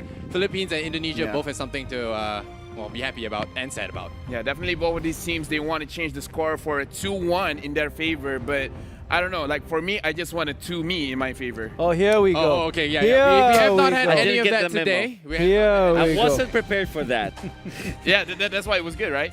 Oh yeah, sure. Now, I really wish we were able to have audience here in the arena, but of course, given this whole pandemic, we're giving it to you in a whole different way. But the players over at RRQ Hoshi as well as Brand Esports, they are screaming, they are shouting. Emotion is high right now. And Wolf, earlier did say you predict a 3-2 or a 3-1 finish. Yeah, I'm sure because both of these teams, they play like that, and I think that I will try to be careful with my words because I want to be caught in a bad context once again. Yeah, Can't avoid that. But yeah, the teams, they have shown that they are giving some games to other teams, right?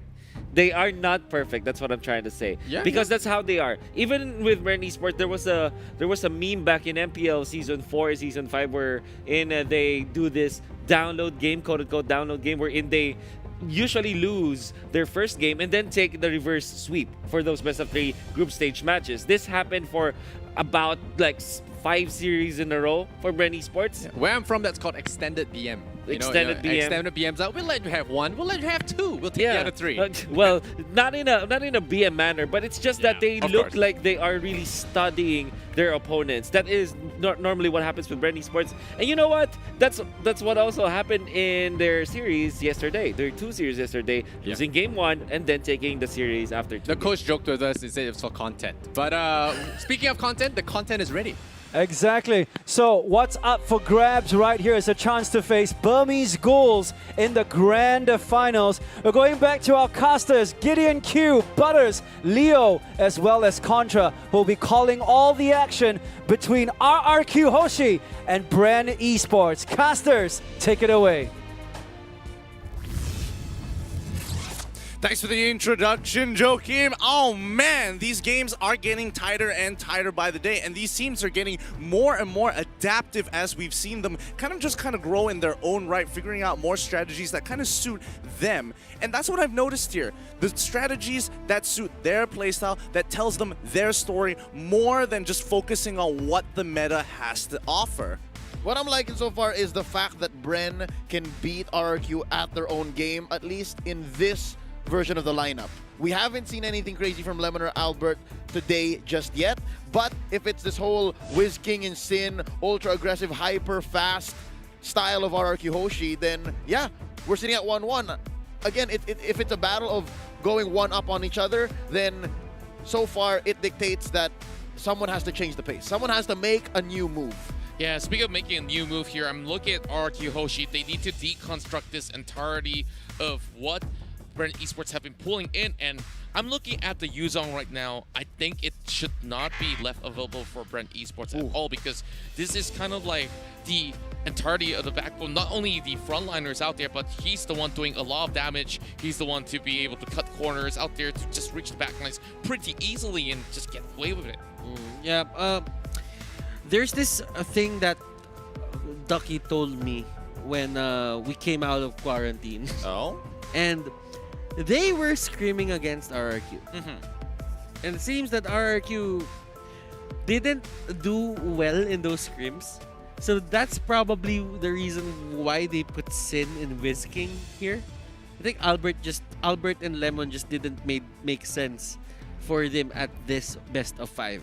I mean, honestly, yeah, I do think it's just something to keep note of, and I think more importantly, it felt like something exclusive. And what else is exclusive here are the M2 exclusives skins available now. If you just log on to MLBB and complete the task and predict the champions to win those M2 coins and exchange those coins for M2 exclusive rewards, including the M2 special avatar border, the M2 battle emote, the M2 sacred statue, and most importantly, the M2 exclusive skin, Clint, the Shadow Omen, which can be gained directly for 899 diamonds. The event is happening right now till the 24th of January, so please, please, please grab it while you can. There's some context to the discussion and the conversation that Butters had with Ducky. If that is indeed true, I mean, there's so many factors that could go into why it's Sin and Wiz King this time around. But if it was true, then definitely that's kudos to James. I mean, it's respect, right? That's respect. Would I bring anything? Would I bring any lies into this table? Oh, no, not that it's lies. But I'm sorry, Butters. Someone's very defensive here. I He's don't know. nervous. He's sweating a little bit. Like, wait, what are you talking about? Did he say you look good today, Leo? I only bring facts. He brings facts. I guess you are looking good today, Leo. I did say that it could be an element of surprise. There are many factors, right? Many factors here. But what I want to highlight is the respect. And right now, Brenny Sports, they have stayed blue. That means RQ Hoshi says red. We want this chance to go double picks, and that's how they want to react to this and again win this race. Yeah, and I think, you know, in terms of this race, being able to kind of dictate the pace of the game, RQ Hoshi deciding to go onto the red side, something a little bit more familiar, something that we've seen them actually adapt with against the Burmese Ghouls itself. We saw a couple of really good drafts and slowly pulling back to what they're usually used to, as I said before. But Contra, where do you think this is leading? Well, it's definitely leading towards what they want to open up for the side of Brent Esports once again. I think that we are going to be seeing the different sort of phase coming from the side of RQ Hoshi and what they want to pick up coming in towards that double things that they can go for in the initial phase. And with that, Esmeralda being banned away, the question now is what I mentioned, the Yuzong. Is it going to land on RQ Hoshi's side? Ooh. Maybe, I don't know, because they still have those third bans, and those third bans generally kind of tell you is like what is the priority for either one of these teams, right? Yeah, Brenny Sports. Yeah, they're a team that could probably just focus on the tank as much, but RQ Hoshi, I think they like the Lapu-Lapu more than the Yuzhong. Like, you would see them pick the Yuzhong, but it would be on the second phase. They like the Lapu-Lapu more. I mean, Lapu-Lapu, I don't know, like looking at the stats of whether or not Lapu-Lapu or Yuzhong, we've seen the impact of Yuzhong more occur more, and honestly Lapu-Lapu and Yuzhong have a pretty decent win rate overall, but very much so. Coming up for this last ban for RQ Hoshi here, do you think that is going to be the go-to, or are we not going to see Sylvana here? I think they have to respect more Yuzhong's flat easy. Yep. Oh, but instead, they both play with fire and they're opening up the side lanes and the tanks. So yeah, Lapu-Lapu, Yuzhong, they're all still on the table. The tanks, Jawhead, Cho, still on the table. Yeah. And even the mages are relatively open too, like none of them were touched. Yeah, I want to look at the mages here because the first game, RQ Hoshi did pick up the Matilda, which is pretty much out in the open. I think that definitely having somebody who can just dish out quite a chunk of damage in the early game can actually put Red Esports slightly behind, finally chasing in with all these small little leads. So Red Esports having a difficulty here selecting their first hero. In about 5 seconds from now, we're going to be seeing how they will be dealing with this, and they will go in to take that Matilda before anything else. I think this is a smart option here. It kind of just leaves the draft pretty open for their sides for counter picks onto RRQ's part. But RQ, they see this, and now they have to take advantage with the 2 picks and the benefits of being on that red side. It looks like they've locked in the Yuzhong. It has been working out extremely well for their team. The question is, Selena, Jawhead, we've seen them both kind of interchange between them within the first rotation. Wow, this is actually a shift in terms of the pacing that RQ Hoshi wants to go for.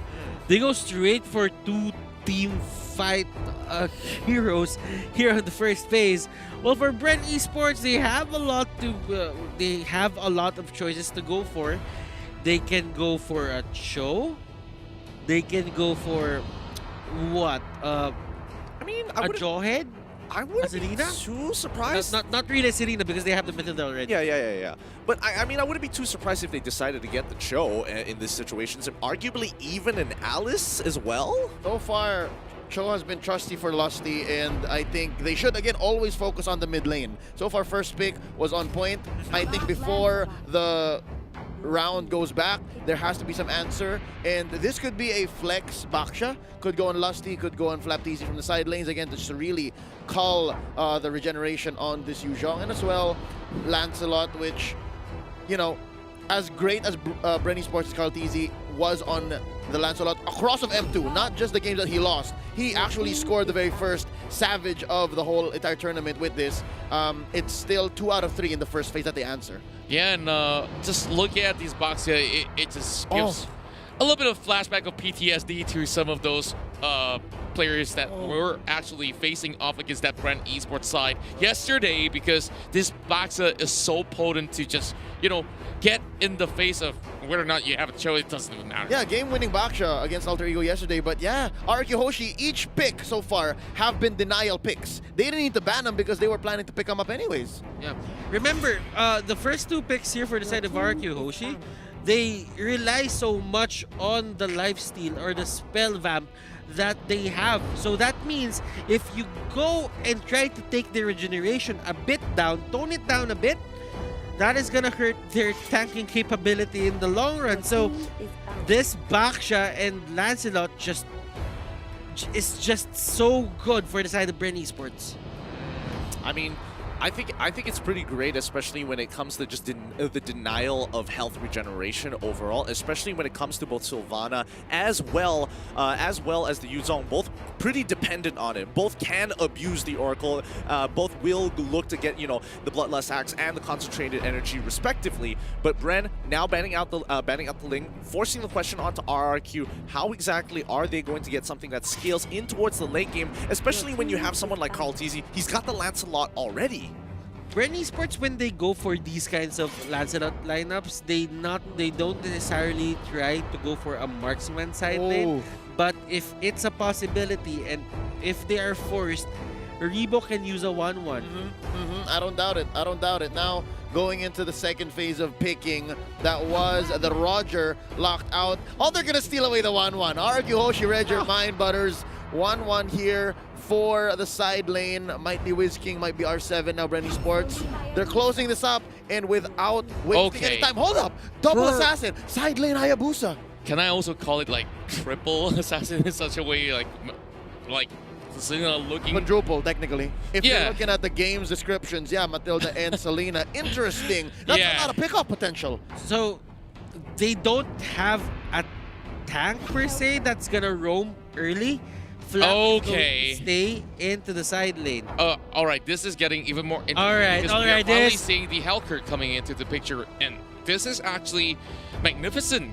Yo. Bren Esports has a good draft, but RRQ Hoshi with just 1 pick, they just give a lot of, they just, you know, try to shut down. They tried to shut down Bren Esports' draft as much as possible. They needed to find the pick. They picked the Hellcurt, and that answers a lot on Bren Esports' side. I think this is some interesting adaptations. I don't necessarily believe it is going to work. I'm kind of 50-50 on the Hellcurt pick here. I do see that it is great in some situations, but when you have Matilda, and especially with the Circling Eagle, you can almost guarantee a lockdown in these in a lot of these points, and it's going to be who initiates first and who is going to be able to get their opponent preemptively. And that's going to be the name of the game. Who makes the first move? I'm not even thinking about the farming situation. Like, how much gold do you need? And at what point will you say, okay, we're ready for these fights between these two teams that require so much across all their core heroes? Oh, I don't know, but at least I don't have to think about it for now. You boys, you're going to have to take this one because this is too big for me to handle. Okay, now... talking about ideation coming from the side of James, right? RRQ Hoshi, what's great about the Hellcurt heading in towards the late game is not only diving in towards the backline, getting that catch, it's also about that split push. Like, he just gets so much movement speed when he pops in that Dark Knight Falls. Just get across the map. Like, who's going to be able to catch him when you can't even see your enemy? I agree, because seeing that 1-1 really likes the 1v1 duels as well. You can deny the vision of the 1-1 and just try to go for the duels on her side. Yep, Lusty almost getting taken down there. I kind of get it. This is a roaming Matilda. It's going to be a Matilda that provides shields and relies on mobility to kind of weave in and out of combat like a tank. Natalia, as you know. Hold up, Psycho uses the Cyclone Eye with just enough time. A defensive arrow here by a few. real quick, let's rehash or remind people what lanings look like. It's going to be an XP lane Hayabusa. Ooh, Psycho, a little frisky, wanting to get in on Rebo's face. And then the XP lane is going to be, the gold lane is going to be the Baksha, facing off against the 1-1. An interesting matchup, but Flappy is able to bully WizKing nonetheless. Yeah, of course, he's going to be soaking a little bit of the poke, and he's got to be careful with the Abyssal Arrow coming in as well, because WizKing, if he just gets caught out, okay. Purify is safe. She got that cleanse. Wait a minute. Yeah, she's taking the A. Yeah, well, he does have the innate cleanse in his kit.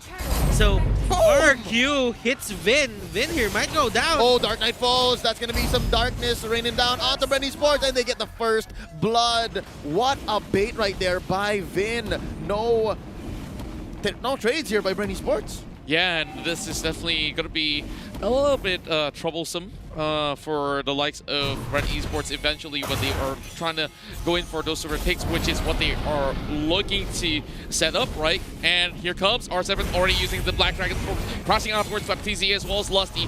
Not going to be making much use out of this. As you can see, their health bars is still pretty much way up high, but the Hayabusa now moves over on towards the other side lane, and it's going to be having a lot of great pushes. What a mirrored swap there by Bren Esports and Argyoshi. Now this fight in mid, near the turtle breaks out. Oh, the turtle at about 1/5 of health. That's going to be stolen here by Kaltizi, and that's Lusty taken down here by R7. They're going to have to back out. Even Kaltizi doesn't want any part of this, as Few gets caught in the middle of 3 members of RRQ. 3 for 9 is the final tally here, the body count for RRQ Hoshi. The better trade went over the side of RRQ. This is to be expected because Rebo won't be part of any fights.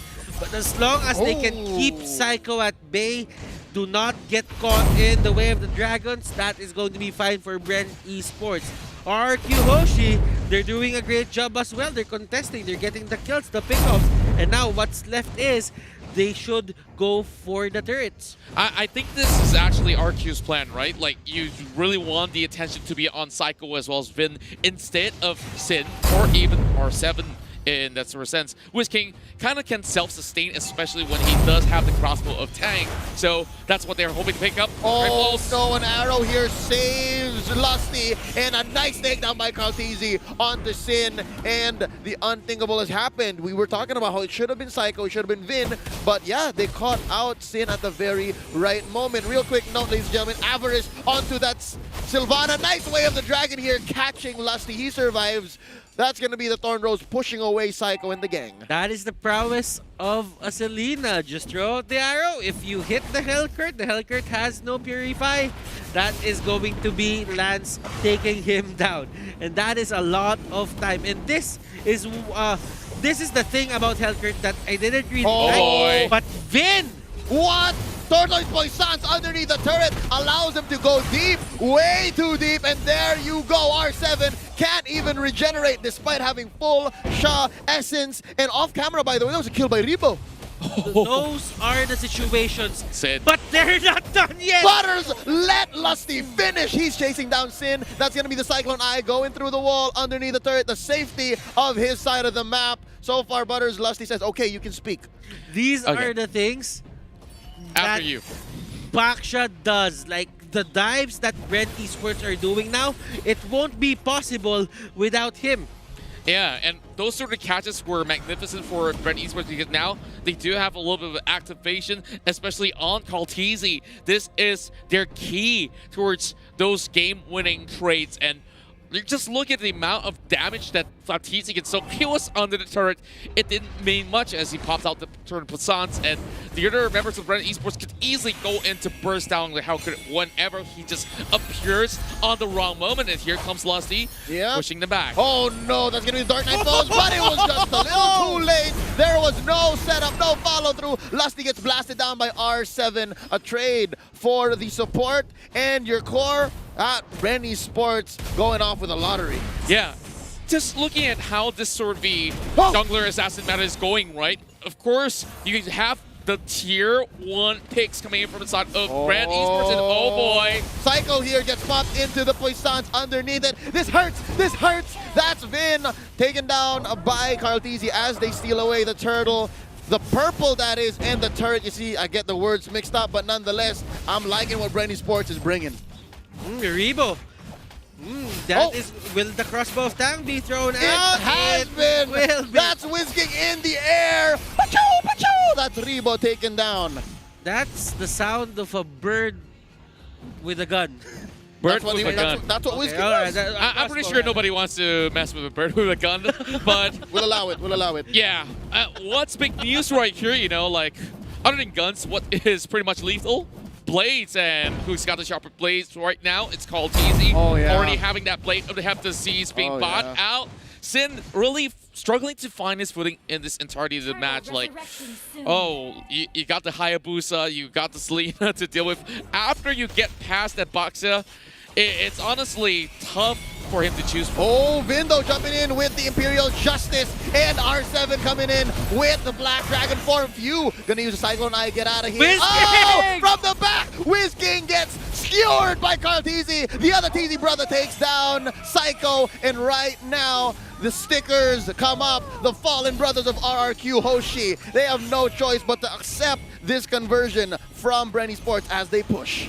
This off-lane Baksha is just making waves. Whereas at Brand Esports, he's controlling so much of this RRQ aggression. Yeah, and just look at it from the drafting phase itself. It's like, okay, you can have the use on all you want, but remember this, I'm going to be activating what we can. And now we do have a little bit of a look at the itemization as the turret falls in favor of the side of Brand Esports. Now pressing on towards Sin as he is being forced a little bit backwards. Rebo is almost with Endless Battle. Sin is just getting the Legion swords and probably a Blade of Despair in just a bit. But Carl does have the item advantage with the Heptasis. Yep, and he's sitting at 5-0-3. This is the best we've seen Carlteasy today. This Lancelot is cleaner than the Claude he brought out. Now here is a in-game pause, real quick, a breather for everyone watching, and as well the players and us here at the caster's desk. All right, I think Gideon has been paying attention. Man, how's the fight feeling so far? Okay, I need to ask about this Lancelot here because we've seen it on multiple different teams. We've seen it work and we've seen it not work. What's the difference between them and specifically Carlteasy for pulling it off? Because we've seen them actually knock down Alter Ego with this exact same pick. And to me, the mechanics seem solid for both sides, but I feel like it's not just Carlteasy who's making this work here. There is an outside factor. It's definitely going to be the Boxer. You just look at him. He's all over the map. He's always protecting his teammates everywhere he goes. And it's so easy for them to just move in and out, having so much mobility. I think he definitely plays a big factor in this match. The thing is, the difference between Carlteasy, Lancelot, and other Lancelot is the confidence. It's his confidence level to just go in and out of fight. Carlteasy is one of those players that really just want to push for kills. Okay, and okay. If there is ever one hero that enables him to do that, it's going to be the Lancelot. With the Puncture, Thorn Rose, Phantom Execution, there are a lot of dashes to bail him in and to bail him out if he ever needs help. Or he can just go for the Savage like he did to 10-second Frost Gaming. We're talking about the optimal form of Carlteasy here, right? Right. And I think there are layers to this question. We'll get to it later, because right now we're back into the battle. This is going to be 8 minutes, 20 seconds in, and yeah, look at this. Flapteasy can just walk into the side of the jungle for RRQ Hoshi towards the orange here, pushing them out. Vin uses the Imperial Justice as a defense mechanism. Wave the Dragon onto this Baksha. Flapteasy, not even blinking, not even sweating at all. He's like, yeah, that's fine, it happens. I'm out. Look at Psycho even catching that arrow so that like, Vin doesn't go down. I'm like, yeah, let me block it. Let me block it. Now a push up top, and even in mid, there's a huge wave crashing in. Oh, wow, 6-0. Contra 6-0. Yeah, and just look at them. They invest so many effort on towards Flapteasy, and all of that is actually going to waste. How are you supposed to actually burst down the Baxian? There's no apparent answer to that. Sin, you don't even want to get to that sort of question even. So it's really tough to ignore the Baxia and go for the rest with him just really pummeling them from getting anywhere backwards or forward. Now, it's simply Psycho there, wait on the Dragon, and this might just be a big fight for Brent Esports. Pulling it off. Yo. The mere presence of Flapteezy scares the rest of RRQ Hoshi, and this is prime rotations. Butters, do you agree with me? This is all leading up towards his first Lord take. Yes, it could be, but I think for them, they just want to go for the kills. They want to take the turrets right now so that RQ Hoshi will be forced back to stay in their base. Now, if you would look at the items here for RQ Hoshi, Psycho and Vin picked up an Antique Kiras. So that only means that they're having a hard time dealing with the damage of Carlteezy, and they even have Flapteezy on their throat as well. Doesn't help. Right now, Psycho goes in.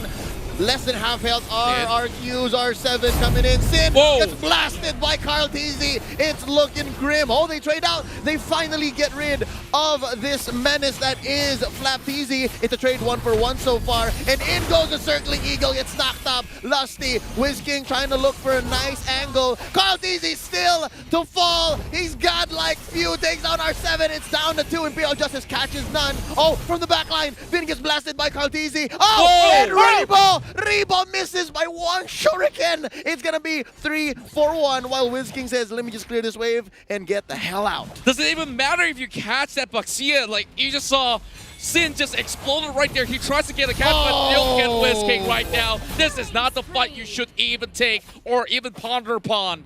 And Brent Esports, well, they're laughing their way to the bank. Oh! I mean, I love the Hellcurt pick just because of the utility it brings. Yeah. But Brent Esports, every time Sin goes in, that rhymes by the way. 6 out of 10. Okay, getting there. Now, Sin going in, he is gonna try and pick up someone, but every Brent Esports member just turns to him. Yeah, it doesn't matter. Again, as nice as the kit is, again, you see the intent. But where's the execution? And right now, it's not on the side of RQ Hoshi. Brent Esports is ahead by about 9,000 gold here. Yeah, I'm just looking at the charts. I'm definitely thinking that Brent Esports now overpowering in terms of damage. There's no way that, call in all the defense all you want. It's just that there's just a no-go zone for Sin, and you don't even want to invest Whiz-King all the way up into the front line, right? No-go zone. Anywhere that Lusty's circling is a no-go zone, all right? You got cops like Flapteezy saying, sir, this is area's cordoned off. If you come in here, it's not going to be good for you. Now there's the Dark Knight falls from the back. Sin once more, the first casualty, and Lord still stands. That's going to be the Poissons here popped by Flapteezy from the back. Vin gets destroyed by the Ogi Shadow Kill, and Rebo ain't done. The Doctor takes out Psycho as well, and R7 right in the middle of 4 members of Brent Esports. Make that 5. That's all of them, ladies and gentlemen. They're going to go for the push. It's just Whiz-King left to defend. Is it enough? The answer is no. Another shadow kill by the good Doctor. Ladies and gentlemen, Brent Esports with the classic recall in front of your base as they take game number 3. Now, if you think that the TP is annoying, the shouts that came out that really just tried to scare Brent Esports, that those were the things that were happening. It's a mind battle here on the battlefield, and Brent Esports, the recalls was just an answer to that pressure. Like, shout as much as you want, but you will never ever get into our game. Honestly, I have to admit, this has been an absolutely phenomenal game to watch here from both of these teams, and even with the shouts here, and especially after yesterday's game, I think, you know, it's a little bit of a primer. Like, Alter Ego was a primer for Brent, so that these shouts doesn't even phase them. But we have to kind of talk about the big issue here. We've seen Baxia really put a full stop to a lot of compositions, almost similar to the Diggy here. Hellcurt could not do anything about him when he is on top of him. Hayabusa even making it even easier when the team can't regenerate. Exactly. This is making it essentially a 4 versus 5 every single time. And on top of that, you know, they're making RQ, the King of Kings, look like just a mere peasant in that sort of sense. And after all, They are mortal. Strong words. Strong words, sir. Now, The imagery. the imagery. But yeah, I agree. I cannot agree more because Sin is put in a very good spot in the draft. I mean, Hellkurt is not the best pick, but because of all the utility that Bren Esports has, he has all the capabilities to counter that. But if you go in without thinking about the control that they have as well, you will have a hard time. Well, with that being said, we just got word that the analysts are ready. So let's throw it over to them. Wolf and LaFell, please explain. Thank you very much, casters. Speaking of casters, I think a lot of things will be clipped. Yeah. Contra says something very interesting, and our table has also talked about a bird with a gun. It's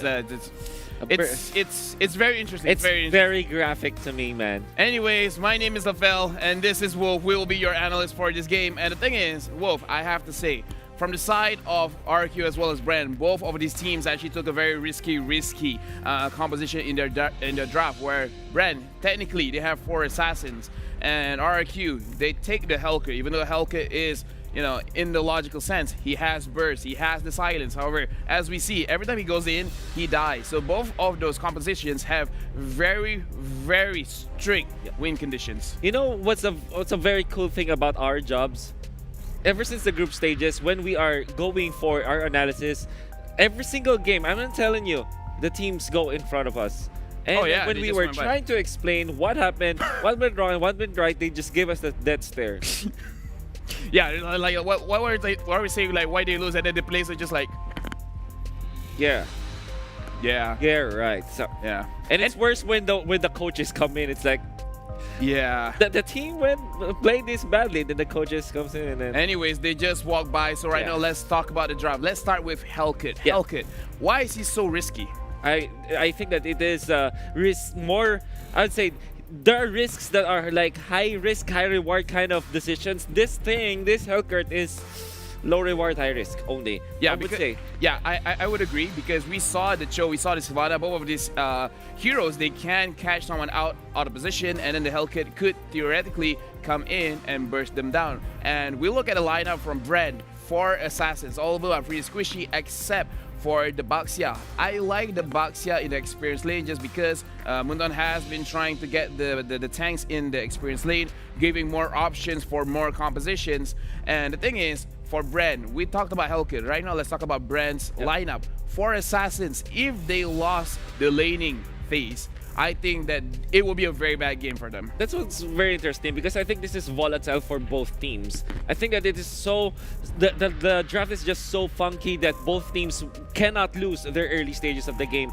The Hellkurt as well as the Lancelot, they have the same win conditions. It's just that the Lancelot can achieve that much better and much easier compared to the Hellkurt. After all the nerfs onto Hellkurt, it is just not gonna work. Many times in this particular match, Bren Esports were able to just bait out Sin, and when he jumps in, everybody just goes towards that part, and even hiding in the bushes. That happens so many times. And RQ Hoshi, I knew from the get-go that when they lose their early stages, they cannot recover anymore.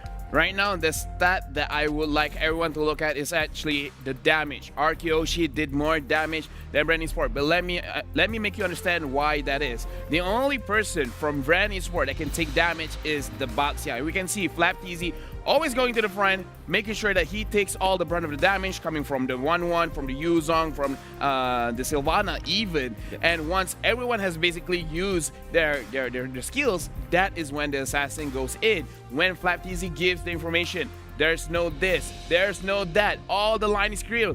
Clear. Come on, even Gideon did it. But anyways, the line is clear, you can come in and then you can do whatever you want. And as we can see, Selena goes in, Lancelot goes in, Matilda goes in, Hayabusa goes in. It is a very risky draft, but this is one of those situations, high risk, high reward. You win your lane, you win the mid game, you will snowball so hard they will have no idea what to do. You know what, this is not only a risk that Bren Esports took just because of their lineup, but you also have to take note of the entire draft, including the bans. The Bren Esports, they banned out Ling and Roger in the second phase, and in the first phase it was the Yi Sun Shin. Then they took the Lancelot. Now if you're looking just at the pool of heroes that can be played, they really took everything out, and I love the fact that they picked up Hayabusa. Yep, and right now this is the MVP, Carl TZ with the landslide. Come on, when this guy has the landslide, I don't think anyone would deny that he deserves the MVP position. 908 itemization, full-on damage, and again, I like the point that you pointed out. Ban those certain carries, making it very, very difficult for RRQ to really answer until they were forced on the Helker pick. There will come a time where in this best of 5, and maybe come game number 4, RRQ Hoshi will just straight up pick up a carry in the early stage, the first phase. Because, you know what, Lancelot is one of the heroes that Bren Esports really have mastered. And for the side of RRQ Hoshi, they were all of the choices that were taken out from them. I really love the fact that they picked up the Hayabusa in that 4th slot, because they kind of forced 1-1 to be picked by the side of RRQ Hoshi, and that really put them in a bad spot wherein, oh my goodness, we need to draft a Retribution carrier. Yeah, definitely. I feel like James, after seeing that game, he has a lot to think about. The 1-1, even though Whisking is very good on the 1-1, but we look at the itemization, he only had the Corrosion Scythe as well as the Demon Hunter Sword. On the way is the Golden Staff, but there was not enough time. All of those assassins, they play very, very fast. A lot of dashes, a lot of bursts, and the moment he wants to go in, he wants to get those weakness stacks, but when he dies first, those weakness stats mean nothing, and then he still cannot use the Crossbow of Tang. You know, there's a lore for Bren Esports back in MPL Season 4 and Season 5. I think that I also shared it during the panel. The download game, is it actually happening right now? Because that is, I mean, it is what happened during the first 2 series that they won here in the lower bracket, and it is kind of happening now. Are they gonna take game number 4? That's a question. I had also a chance to talk to the 6th and 7th members of Bren Esports, and they kind of told me that the entirety of Bren Esports squad just didn't really had their coffee. That's probably why they lost game number 1. I mean, it makes sense. It makes sense. They kind of slept around 3 a.m., which is not that healthy, and they're quite sleepy. They're doing the Toda. They're doing the Toda thing where, is that about just giving out excuses and reasons? No. It's like, oh yeah, we didn't have enough sleep. But anyways, this, like, if what you're saying is true, then I think not just the Philippine fans, not just the Indonesian fans, but Burmese Ghoul as well, they are watching this game. And if what you're saying is true, that Bren, with more games, they get better, it's gonna be very, very scary in the best of 7. But either way, that was our 3rd game. We're going straight to the 4th game with our casters. So casters, please take it away. And away we shall go. Thank you so much, LaFell and Wolf. Once more, you guys are watching the best of 5 between Bren Esports and RRQ Hoshi. So much laying on the line. Before we move on, we would first like to thank Tumi, our partner in esports, for M2, as the journey to become the champion of M2 has been perfected with the latest Tumi luggage and backpack. You can bring your gear anywhere with you safely without worry. Be sure to check out Tumi.com to perfect your own journey and enjoy the M2 competition. Now, I know a lot of fans out there are worried about the players, especially in a time like this. Trying times indeed, but don't worry. To keep our players safe and protected, the event venue has been coated with SD Pro, an antimicrobial self-disinfecting coating that eliminates bacteria and viruses 24/7 for 180 days. To find out more about this, check out the SDST.com if you want to know more about the SUTL Envirotech and what they offer. And in case you don't know, you can catch us live streaming this event. It's a mega event. This is Mobile Legends Bang Bang M2 World Championship 2020, held in Singapore for free on MeWatch. It ran from the 18th up until today. So if you want to go switch over to MeWatch, go ahead. It's a total of 12 teams, 9 countries competing for a grand total of $300,000 US. Once more, you've got 2 more matches, and we're about to wrap this one up. If one of these teams don't switch it up, then it might end right here, right now. Once more from the caster's desk, my name is Leo, joined here by Contra, Gideon Q, and Butters. And Bren Esports is threatening the sweep. Butters, what are the chances? If the download game is true, then I'd say that this is 60-40 going to the side of Bren Esports. They got momentum. They got momentum. That's the only thing that's working for them. I think these two teams are equal in terms of the mechanics, in terms of the strategies that they put in. What gives Bren Esports that certain edge is certainly the momentum and the fact that the pressure is on the side of RRQ now. For sure. Yeah, and definitely talking about this sort of points, right? Like, you can't exactly blame the side of RRQ Hoshi for doing a little bit poorly in that previous match itself. Like, they went down towards the rabbit hole and it's like, okay, a lot of all these assassins that were great is already being snatched away by the likes of Brand Esports, right? They went towards the Hellcat where you can actually choose to really fully commit and die with that cause or get away with nothing, and most of the cases they really got none. But moving in towards the track, right? Now, Brent Esports needing only one more game to advance to the grand finals. They are shown that they are not only good at those assassin junglers, they are also very great when they pull in the marksman like the Claw. No, I think I totally agree with that statement here, but oh my goodness, it's really a brawl. Every single time these players battle, it just gets more hot and heated every single time.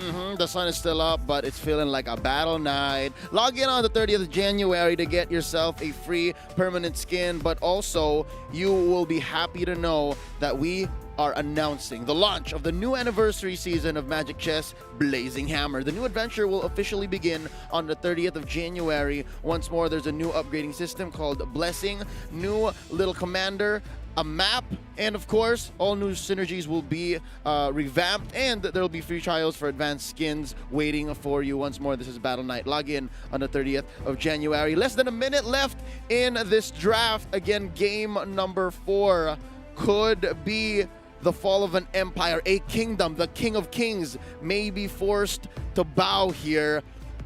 Gideon, I'm wondering, man, what changes do RRQ have to make? I think they have to get back into their comfort picks here. I think they really need to start thinking about putting Sin on towards a marksman where you've seen him perform well in game 1 itself, and I don't think he's going to get that Claude again. However, they're going to have to start opening the field. Somebody on the side of RRQ is going to have to bite the bullet for the greater good. All right, I thought somebody was going to have to stop him, but Butters, your thoughts, you seem so deep in thought right now. You're contemplating. What's going on? He's in the Matrix. This is so hard. Zeros and ones. This is so hard for the side of RRQ. You feel it. They brought in Sin and Wiz King for the stability of the lineup, the player lineup. They just wanted to be aggressive into the early game, but right now it certainly feels like it's biting them back. Yeah, and I'm glad that you mentioned the Matrix because it's between the red pill and the blue pill right now. Like, do you go with what everybody has been doing exactly the same, go for something very standard and somehow works, or you go out of the way in towards the road not taken, and Brent Esports shows that they can do both and still really get closer and closer towards the grand finals. Now, back in towards the draft, right? Seems like there's a lot of assassins being taken out from the early phase. Yep, given how many assassins showed up in game number 3, they're like, hold up, let's pull the brakes on this, because when things get crazy, it has been proven that Bren Esports is the one who has the upper hand right now. Benedetta, the last ban for Bren Esports, alongside Natalia and Yu Sun Shin. RRQ Hoshi, they take out the Brody, as you always should, as well as Fuse Selena. Gideon, what are we looking to here? What's the last ban for RRQ Hoshi so that Bren has a tough time getting their first pick? This is a really tough one here because they have to make a decision on whether they need to get rid of Yuzong or they want to keep it up for later, and the same goes for Esmeralda here. But if Esmeralda goes through, I think there is a potential likelihood that RRQ could be able to pick up Claude, and they performed really well on Claude, but Bren, they've been absolutely trying to shut down Sin and put him onto, and force him actually onto the Assassin. And another important point to note is that you really want Whiskin to be pretty much in your face, and that's definitely not working out from the past game at all. Like, the impact was very close to none, and now they're taking out the Yuzong just to try to negate a little bit of both what they did back in the previous game. Probably an Esmeralda for any sports. I mean, they're sniffing something. They're like, Esmeralda, this can't be it. This is a little too good to be true. Low-hanging fruit. It's so easy, and yeah, they avoid it. They skirt it. They go ahead and pick up the Claude. And again, I think this is smart. One is you don't fall for the easy trap. Like Esmeralda, I think RRQ Hoshi was expecting it. And yes, Sin is so good on marksman type heroes. This is two birds with one stone. Give it to Carl. Yeah, but this just means that RRQ, again, Sin might have to bite the bullet one more time for his team, locking in the Matilda as well as the Esmeralda. At least RRQ, we've seen them perform on this against the Burmese Ghouls. And again, whoever got Esmeralda, it was kind of like a 50-50. It's like, oh, you can see where it looks super overpowered, but at the end of the day, didn't exactly get to that point where they could start carrying. Yeah, and speaking of which, you know, in towards phase 1, I'm expecting to see a Boxia because they honestly have no answer to it even up till now. Like, yeah, you can definitely go in with this Falling Star Moon, just if he's going to be moving all the way in towards your frontliners, that's definitely going to be opening a lot of opportunities, especially with also the Cho being picked up by Brent Esports. My, oh my, this is the trusty, lusty Cho. Ever since unlocking his potential yesterday, I've perished all doubts. Like, I used to think like, oh, it's so bad, it's so hard to use, but now I think Lusty got his mojo back. Yeah, and clearly seeing that they have an Esmeralda on the side of RQ Hoshi, there are people who are gonna go for the split. So with that in mind, Brent Esports just go straight for the Cho, and a lot of thoughts that might have come out from Ducky there, but this is a good hero for Lusty, given that the requirements and setup is right. Yeah, and I think, Eudora here coming out for the side of RRQ Hoshi, and I think they want to just kind of compensate for the fact that she lacks that mobility with the help of Matilda to kind of follow up on, oh, you get a little bit of harass and all of a sudden, 1-2 zip and stun and you're gone. I hate to jump the gun here, but the last time we saw this many mages in a single lineup was when there was no tank, right? There was no tank. I'm wondering if RRQ Hoshi is so bold to do that. I was just about to point it out, like, I told you so much about the Boxer, and he's just having a big grin, like, you're giving him what he wants, and he definitely could soak it, unless if they have a pick here to really say, oh, I am going to be someone you can't ignore, and my mages can actually do the things that they want to, keeping the Boxer occupied, and this is where more and more of all these bans are coming right through with the 1-1 first, so are they gonna go in for another assassin for the side of RQ? Yeah, Roger is a good ban. I was thinking that maybe RQ Hoshi is planning to go for the Roger just because this is a dive heavy composition, the Esmeralda and the Matilda. And it's a Sin chokeout too. Yeah. Sin has no options. Very few. I'm thinking maybe there are more that he could go for, but it won't be as good in the current meta, the tournament meta that we have right now. RQ Hoshi, I think Sin is gonna be forced to play a lane, probably. Potentially. But Brent still has a ban. I would agree that, you know, Brent could shut down this link almost straight away and force RQ into something that takes even longer and doesn't exactly spike as nicely with the mages, and that could just be putting him on something like a Hayabusa here. But they don't ban out the link, they get rid of the Khalid instead. I really like that most of these games, they are actually removing the Khalid. They understand that it is really absolutely tough to take down the Khalid. Not to say that he's ultra tanky, but his sustainability is just as bad as you compare it facing off against the Esmeralda. I mean, there's a lot of speculation that could be one way. That could be one way here. But RRQ, considering that the style that they played so far, they could look to set up Harley, and it's not like we haven't seen this huge mage composition before. We saw it in the group stages against EVOS SG, and we're able to kind of defend against it. But instead, they're gonna go with the Belleric here, and hoping that that might just be enough to stop Claude in his tracks. Okay, so there's a tank. We were looking for one. No Lemon, but we'll see how this ends up on RQ Hoshi's lineup this time. Wait. Butters, light bulb moment. We've seen this. This could be a Bruno setup for RQ Hoshi. Oh, we've seen another version of it. No, it's almost the carbon copy, the exact same thing. They've got the components there as well, but Bren, they lock in the Farsa as well as the Sylvana, which was, I was thinking of something, but I think Butters might be onto something here. Yeah. Could it be a Bruno? Because that's the only thing that RQ played in terms of the marksman jungle that worked. Give it to Sin, give it to Sin. It's the only one left too, if that is what they're trying to go for, if not the Harley. There's a few concerns that I have here, especially with Sin and Whisking on board. You can honestly see that the tempo that they are playing at is not exactly the same like how Lemon as well as Albert has been performing throughout the entirety of the runs on the upper bracket. And instead, our answers will be delivered by the carry here instead of the Bruno that has been speculated. But, you know, Brent Esports still having something that we've been seeing for the past few games, which is honestly looking real good. All right, my question is, while it's hot, while it's here, is this a better choice than the Bruno? Because if you're going for marksman, you better go for the one that works. You gotta go for the one that is right for the situation, and carry seems so vulnerable. I would agree in most cases, and Bruno, yes, I would argue that Bruno is even more susceptible and more volatile in comparison to the carry because his win conditions are super early and super late. There is no middle ground to that without a snowball going. Yeah. For the carry, there's some leeway to actually just go down once or twice. And you can, if you do have a good early game, you might be popping off by the time that you reach mid-game. And that's how the carry works. All right, well, given this unorthodox draft by RQ Hoshi, everything lays on the line. Ladies and gentlemen, this is game number 4. Brent Esports looking for the elimination onto the King of Kings, RQ Hoshi. Gentlemen, let's get it.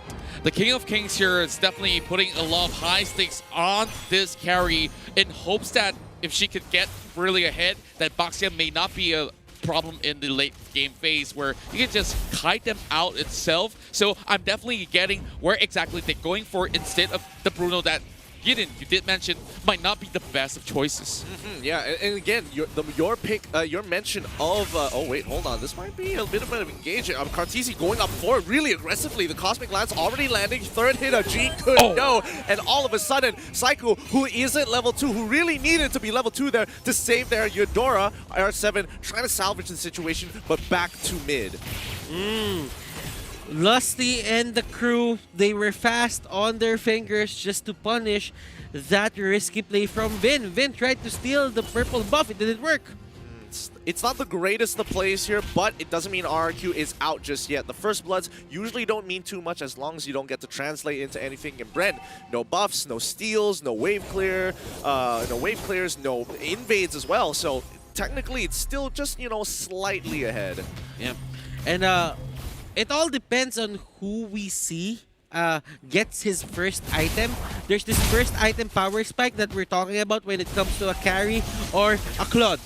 And speaking of which, we're already seeing a lot of invades coming from the side of RRQ, while Lusty is trying to play that in-your-face chill, and definitely not the bush that he wants to move in for, but Whisking trying to go for a catch. He misses the Wrath of the Dryads, and that would have been a really nice catch if he was able to land that. But at least they buy a little bit of pressure to get this turtle. But can Brent capitalize on this here? You can see a lot of their members rotating fast, and not to mention Baxia is coming in hot. And this is a way to just catch Psycho and the others. They wanted to stop the effectiveness of this Baxia, but there's a fight happening right now. Look at this. Psycho gets caught out, and Sin and the others are just forced to go back. They can't do anything. They can't punish. I'm not sure why exactly that Psycho went back in, because none of these members are actually responding towards this, and very obviously that was a miscommunication. Yeah, it just seems like there was a little bit of disconnect there for the entire team of RQ. Were they sure they were going in? Were they unsure they were going in? They had to make that decision, and they have to make it fast. They just got caught out, and a few won't be holding back on the trigger of his Imperial Justice.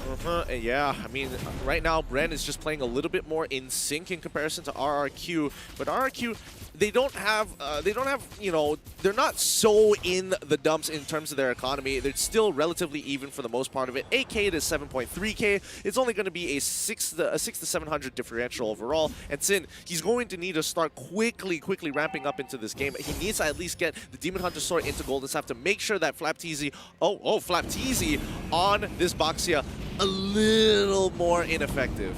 Yeah, I definitely gotta say that this Kaltizi is ramping up way faster in that sort of sense as compared to Sin at the moment. But Flapteezy now that RQ Hoshi has already known what to expect coming from the previous game, he's going to be facing off against R7 at the moment. This is honestly not going to be going all too much anywhere, but eyes are on that river right now because Matilda is looking for a setup. Psycho and Few will meet each other in the brush, but I don't think RQ Hoshi would just be initiating on a Sylvana support right now. There is a lot of things that they have to consider, and they have to bring Sin to the point where he gets the endless battle, Raptor Machete and endless battle, then just go from there. Yeah, and it's important, and I think, you know, they have to itemize correctly for the side of RRQ. We see the Talisman already being purchased on R7, but this is going to be the fight that we're looking for. Psycho going to get hit by Flapteezy initially with a shield of box here. As Whisking, he is on this side dealing with Few with no problems, but the rest of RRQ, they're looking for the disengage. 3-man hit from the G-Kun. No, way of the Dragon as well. Not going to be enough as they are able to get the damage from Rebo's Feathered Airstrike, but now they're going to call it off. They trade 1 for 1. Can they get one more? Whisking finally goes down. As you can see, Kaltizi, he is very comfortable in his position, and RRQ forced to back away. Definitely unfavorable for RRQ Hoshi. Not only will they eventually lose out on this turtle, just look at the picks. They've managed to annihilate all these key components, and Finn, once again, get caught out. And, well, just Brent Esports knowing what exactly to do, and just like how they do best. All the turtles in priority. R7 going to take the full brunt of damage from the Blazing Duet. Doesn't look like he was able to stack up his Art of Thievery to maximum before coming in. But, you know, R7, he just laughs. Aha! Go back into lane. Let's see what else is there to happen. But Flap, on the other hand, gets gone out, and that's going to be a lot of ultimates getting thrown into him. Flapteezy! Will he still escape that? No, he won't. But look at the commit. Resources, skills, all the damage that was thrown out. How tanky is that Baksha? Yeah, literally 4 ultimates came out of them. Oh, I'm just watching that. If he's just going to be popping that rejuvenation, he can definitely last for days. And now, here comes another little bit of the tussle here. And mind you, they expend everything just to get one. Well, at least they didn't get anything in return. Wait a minute, Lusty trying to make the big play here. Unfortunately, he doesn't actually hit it. Good preemptive attack coming in from RRQ, but Kaltizi coming in pretty on hot. Doesn't get too much damage from his Blazing Duet. Not a lot of value. Bren need to start pulling back away, but this is RSQ to look for that re-engage. They're getting a little antsy as they move closer towards that jungle. They just don't know where the rest of the team is yet. Yeah, and of course, this is going to be very vital for them to just cut in all these spellbands, but Sin gets caught out in the mid side. Brand looking all too hot. He's going for Finn as well. Just look at Kaltizi. He's already 3-0.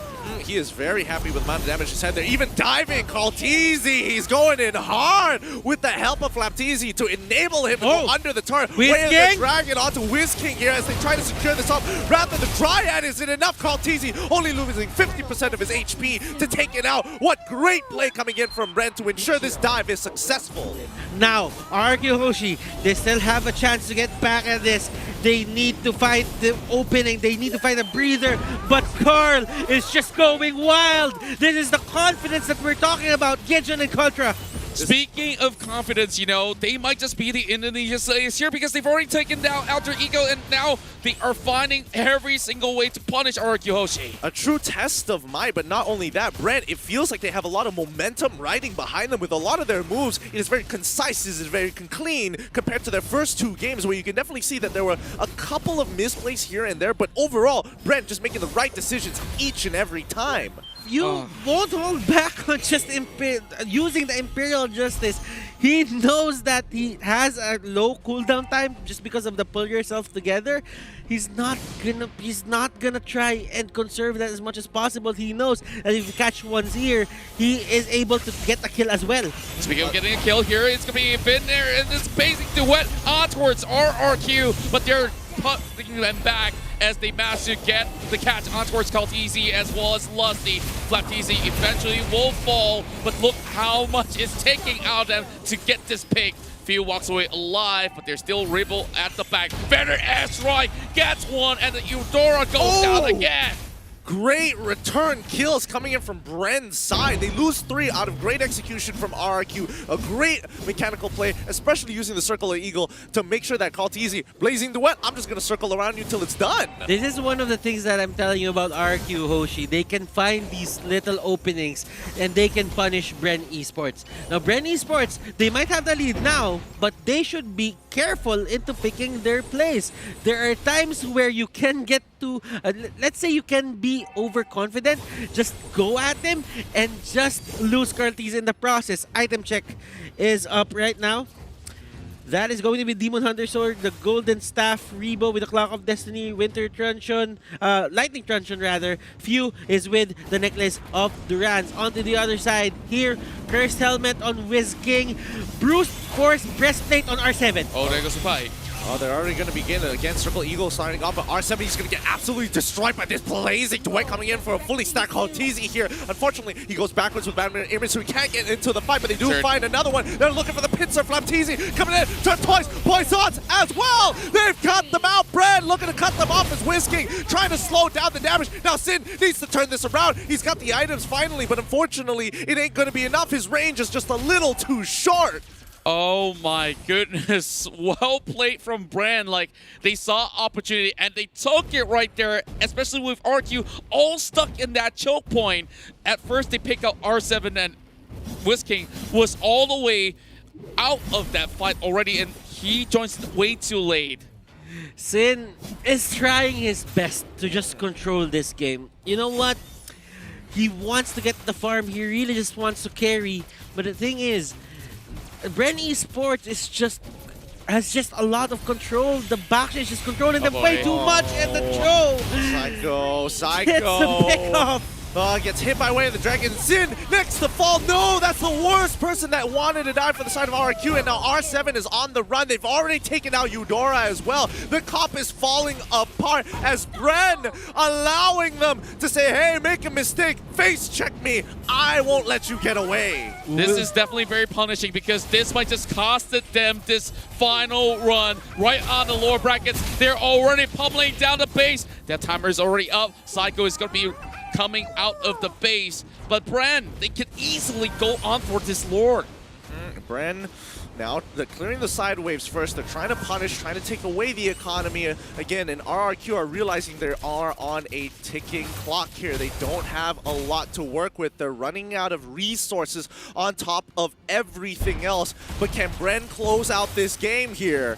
The Lord is now their target, and that's what they aim for. They get the extra help from the Lord. They know that they need to be safe at threading this game-ending play that they're gonna do. There are still outer turrets onto the top lane, Gideon, Contra, and as you can see, Bren Esports knows that this is only the level 1 Lord, not the Luminous Lord. Level 1 Lord or not, I mean, Bren wants to take this advantage and just really press down on the advantage even harder. And if this doesn't go well, at least at the worst, RRQ go even with Bren and it starts all over once more. But if Bren get ahead, they end the game and they take the series and they go to the grand finals. And now it's really relying on Sin so much that a lot of all these Athena shields have already been purchased. There's going to be more magic resistance coming in towards this late phase. Yep, they're going to be clearing off the Lord over the mid side, but Brad going for the dive! Oh, it's going really hard. They already get bit in the process. R7 is now pulling on back. He wants to go back into the base to get some help. But Sin, he's locked down in the Imperial Justice. But can they peel him up? Finally, Whisking is in position to do so. They lose 2 inhibitor turrets at the same time here. But Brent, they're going for the end. This is it. Brent trying to pull on forward. RQ clearing the waves as much as they can. But they're throwing their bodies as soon as they do. Lusty, he's done it. He's brought more glory. Welcome to the grand finals, Bren Esports. This is the first time that Indonesia is out of the grand finals. Bren Esports, Burmese Ghouls, get yourselves ready for that best of 7. If that's not a statement for one. What a new age the Indonesians have to step down. Contra, you were saying, you were asking a question? This is history in the making. We are definitely seeing this trophy going on to a new nation.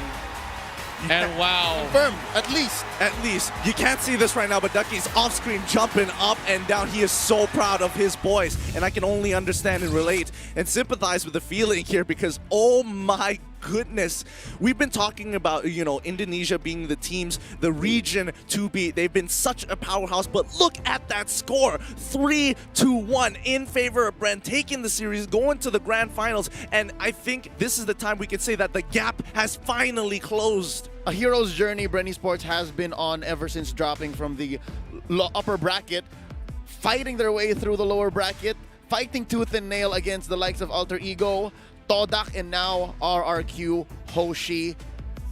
Again, let this sink in. There are no more Indonesians in M2.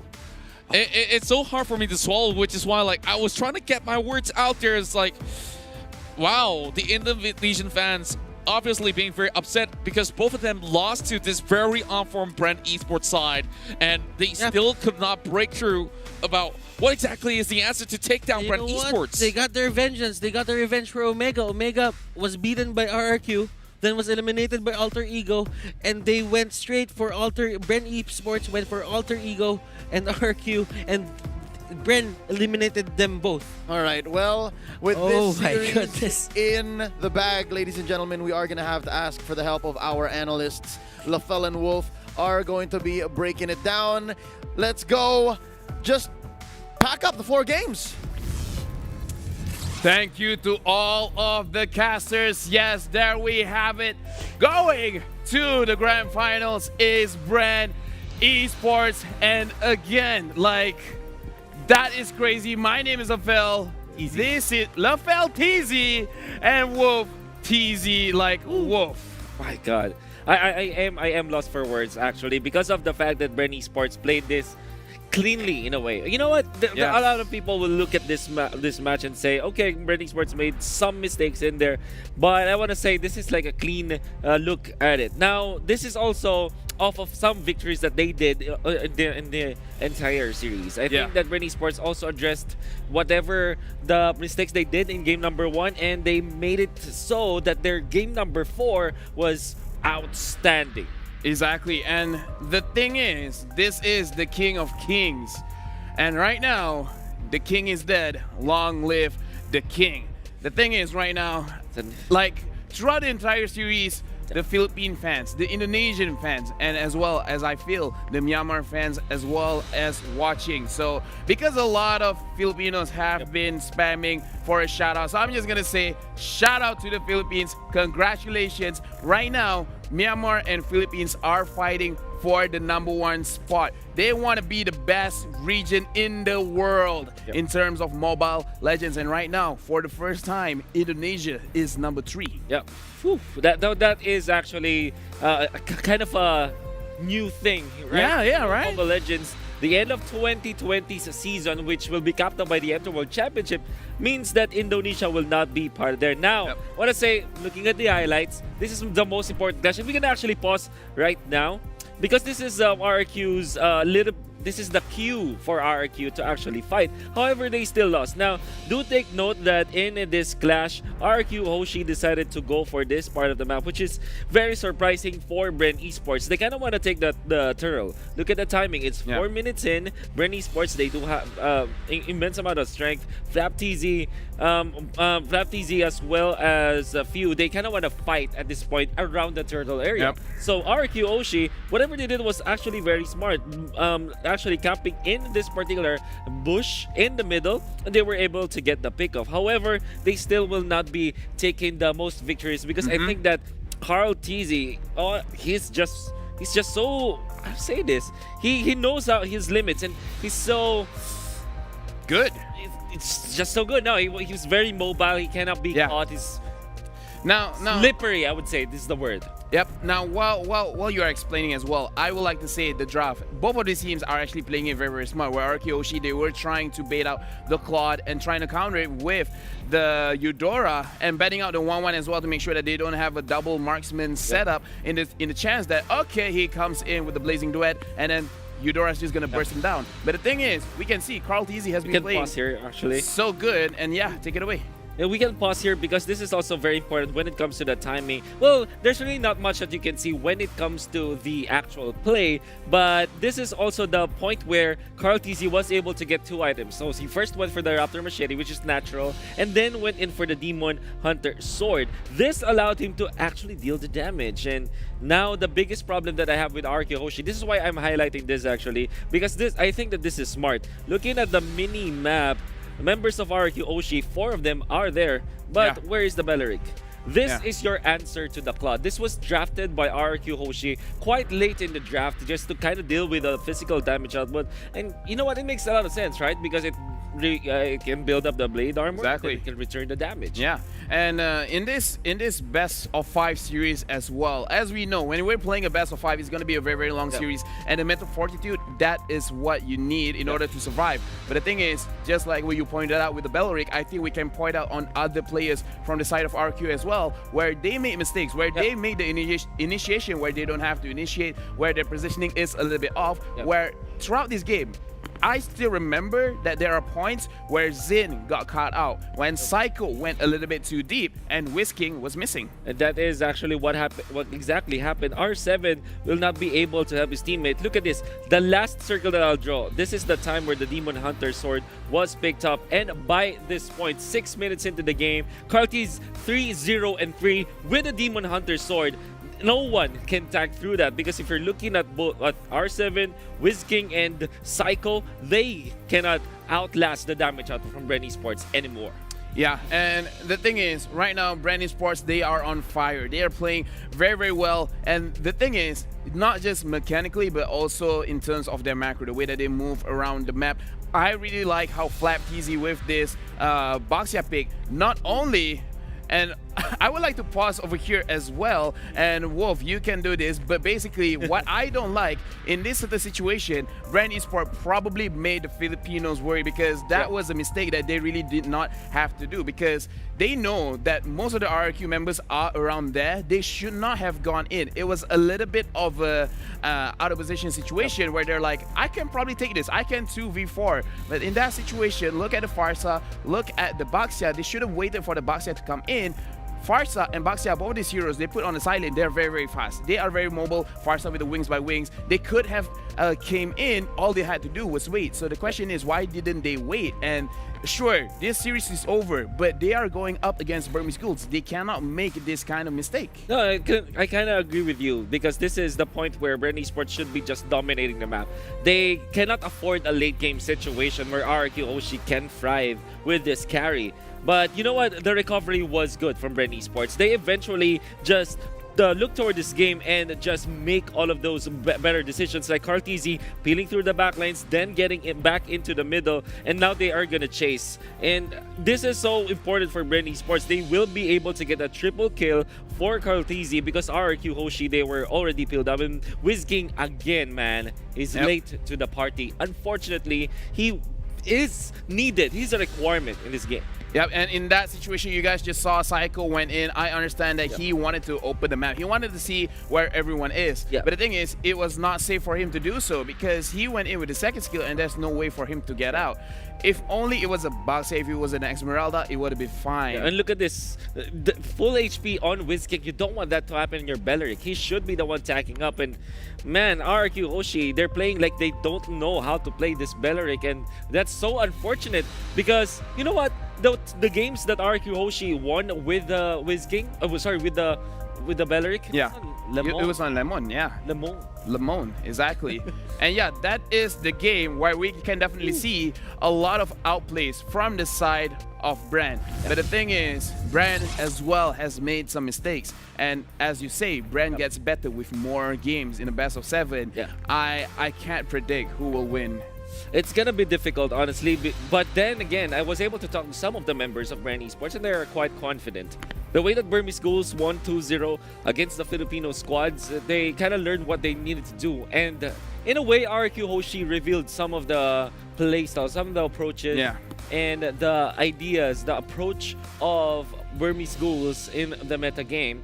And they kind of told me that they will just straight up ban at the Digi, which I accept. Yeah, and right now we will be looking at the itemization of both of these teams to see what items they built on their basic heroes. And over here we can definitely see, I want to look at Matilda first. No wonder she went in hard. She had all this, I would say, defensive items. But the thing is, it's not enough. Look at Claude. He has the Demon Hunter sword. He has full packed, man. He has the golden staff as well as the Sea Halberd. So any kind of, I would say, sustainability from the Esmeralda or the Belleric is really not going to help. Do take note that the Durance was picked up by few as well on the Sylvana because he knows that he doesn't need to tank up so much. There's really not much damage coming out from RR. And there's the Tank Cho, there's a Tank Baxia. Like, you don't need all that tankiness. And I like the Athena shield picked up by the members of Brand Esports, allowing them to tank through all the magic damage at the start. Matilda, unfortunately, with the dominant size, he cannot.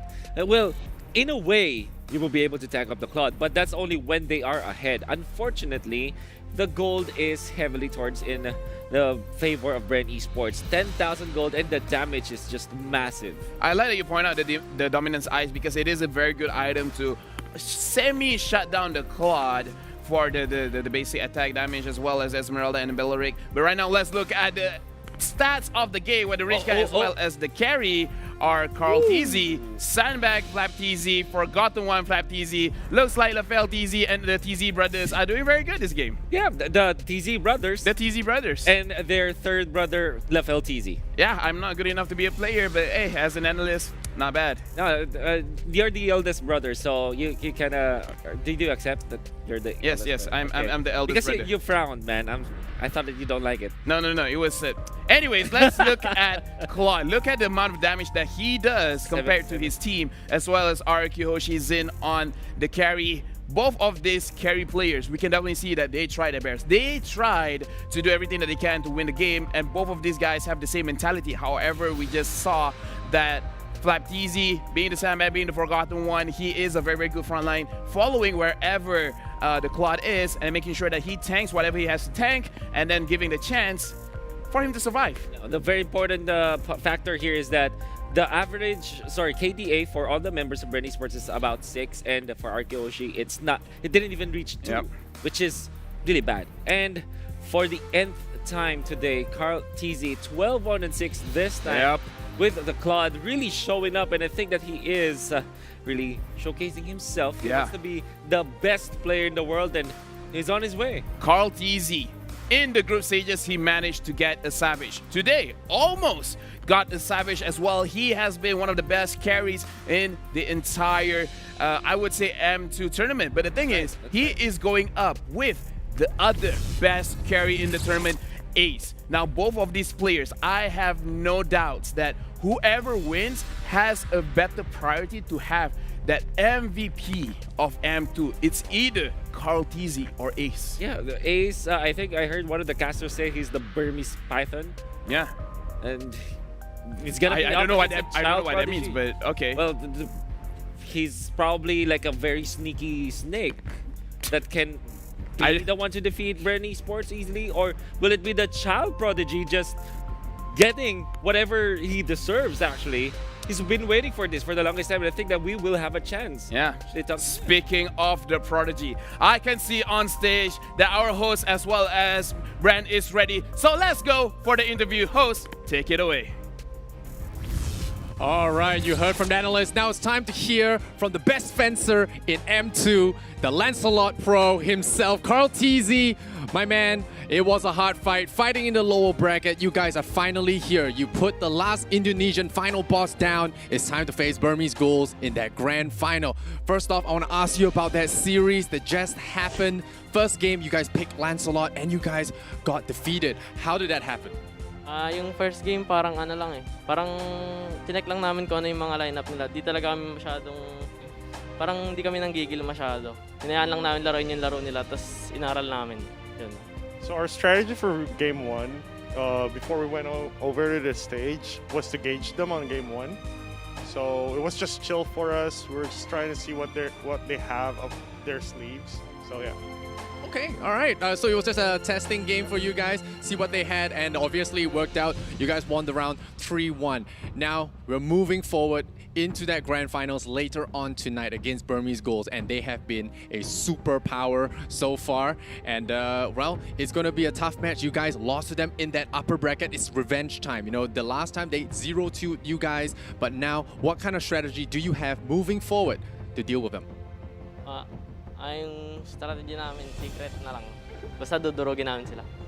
Our strategy would be a secret. So what I can promise is that we'll beat them.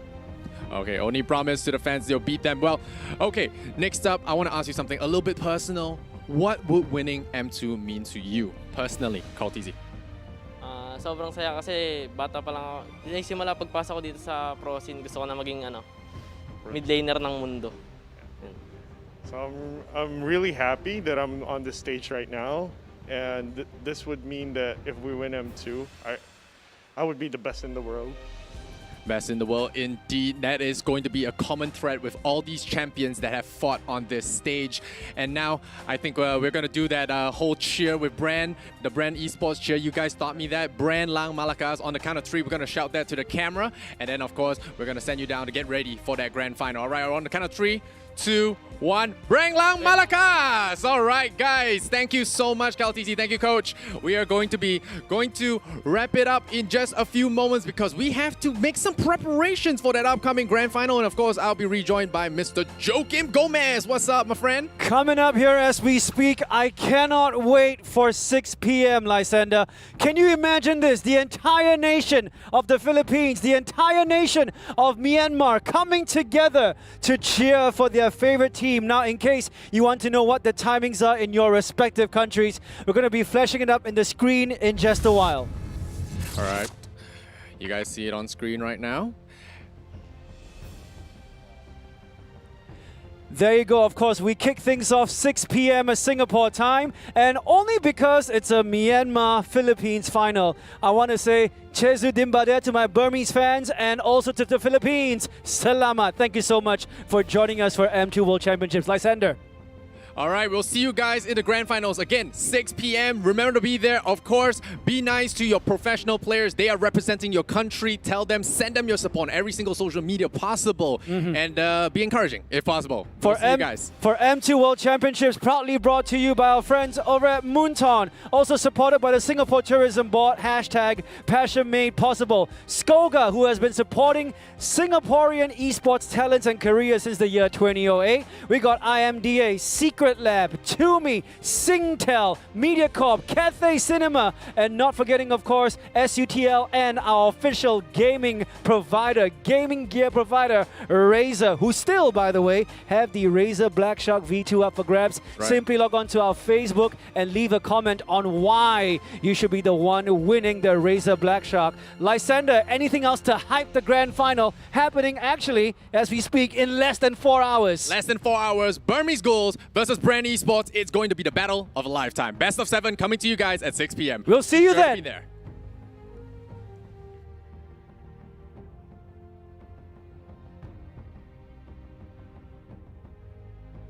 It's RRQ host.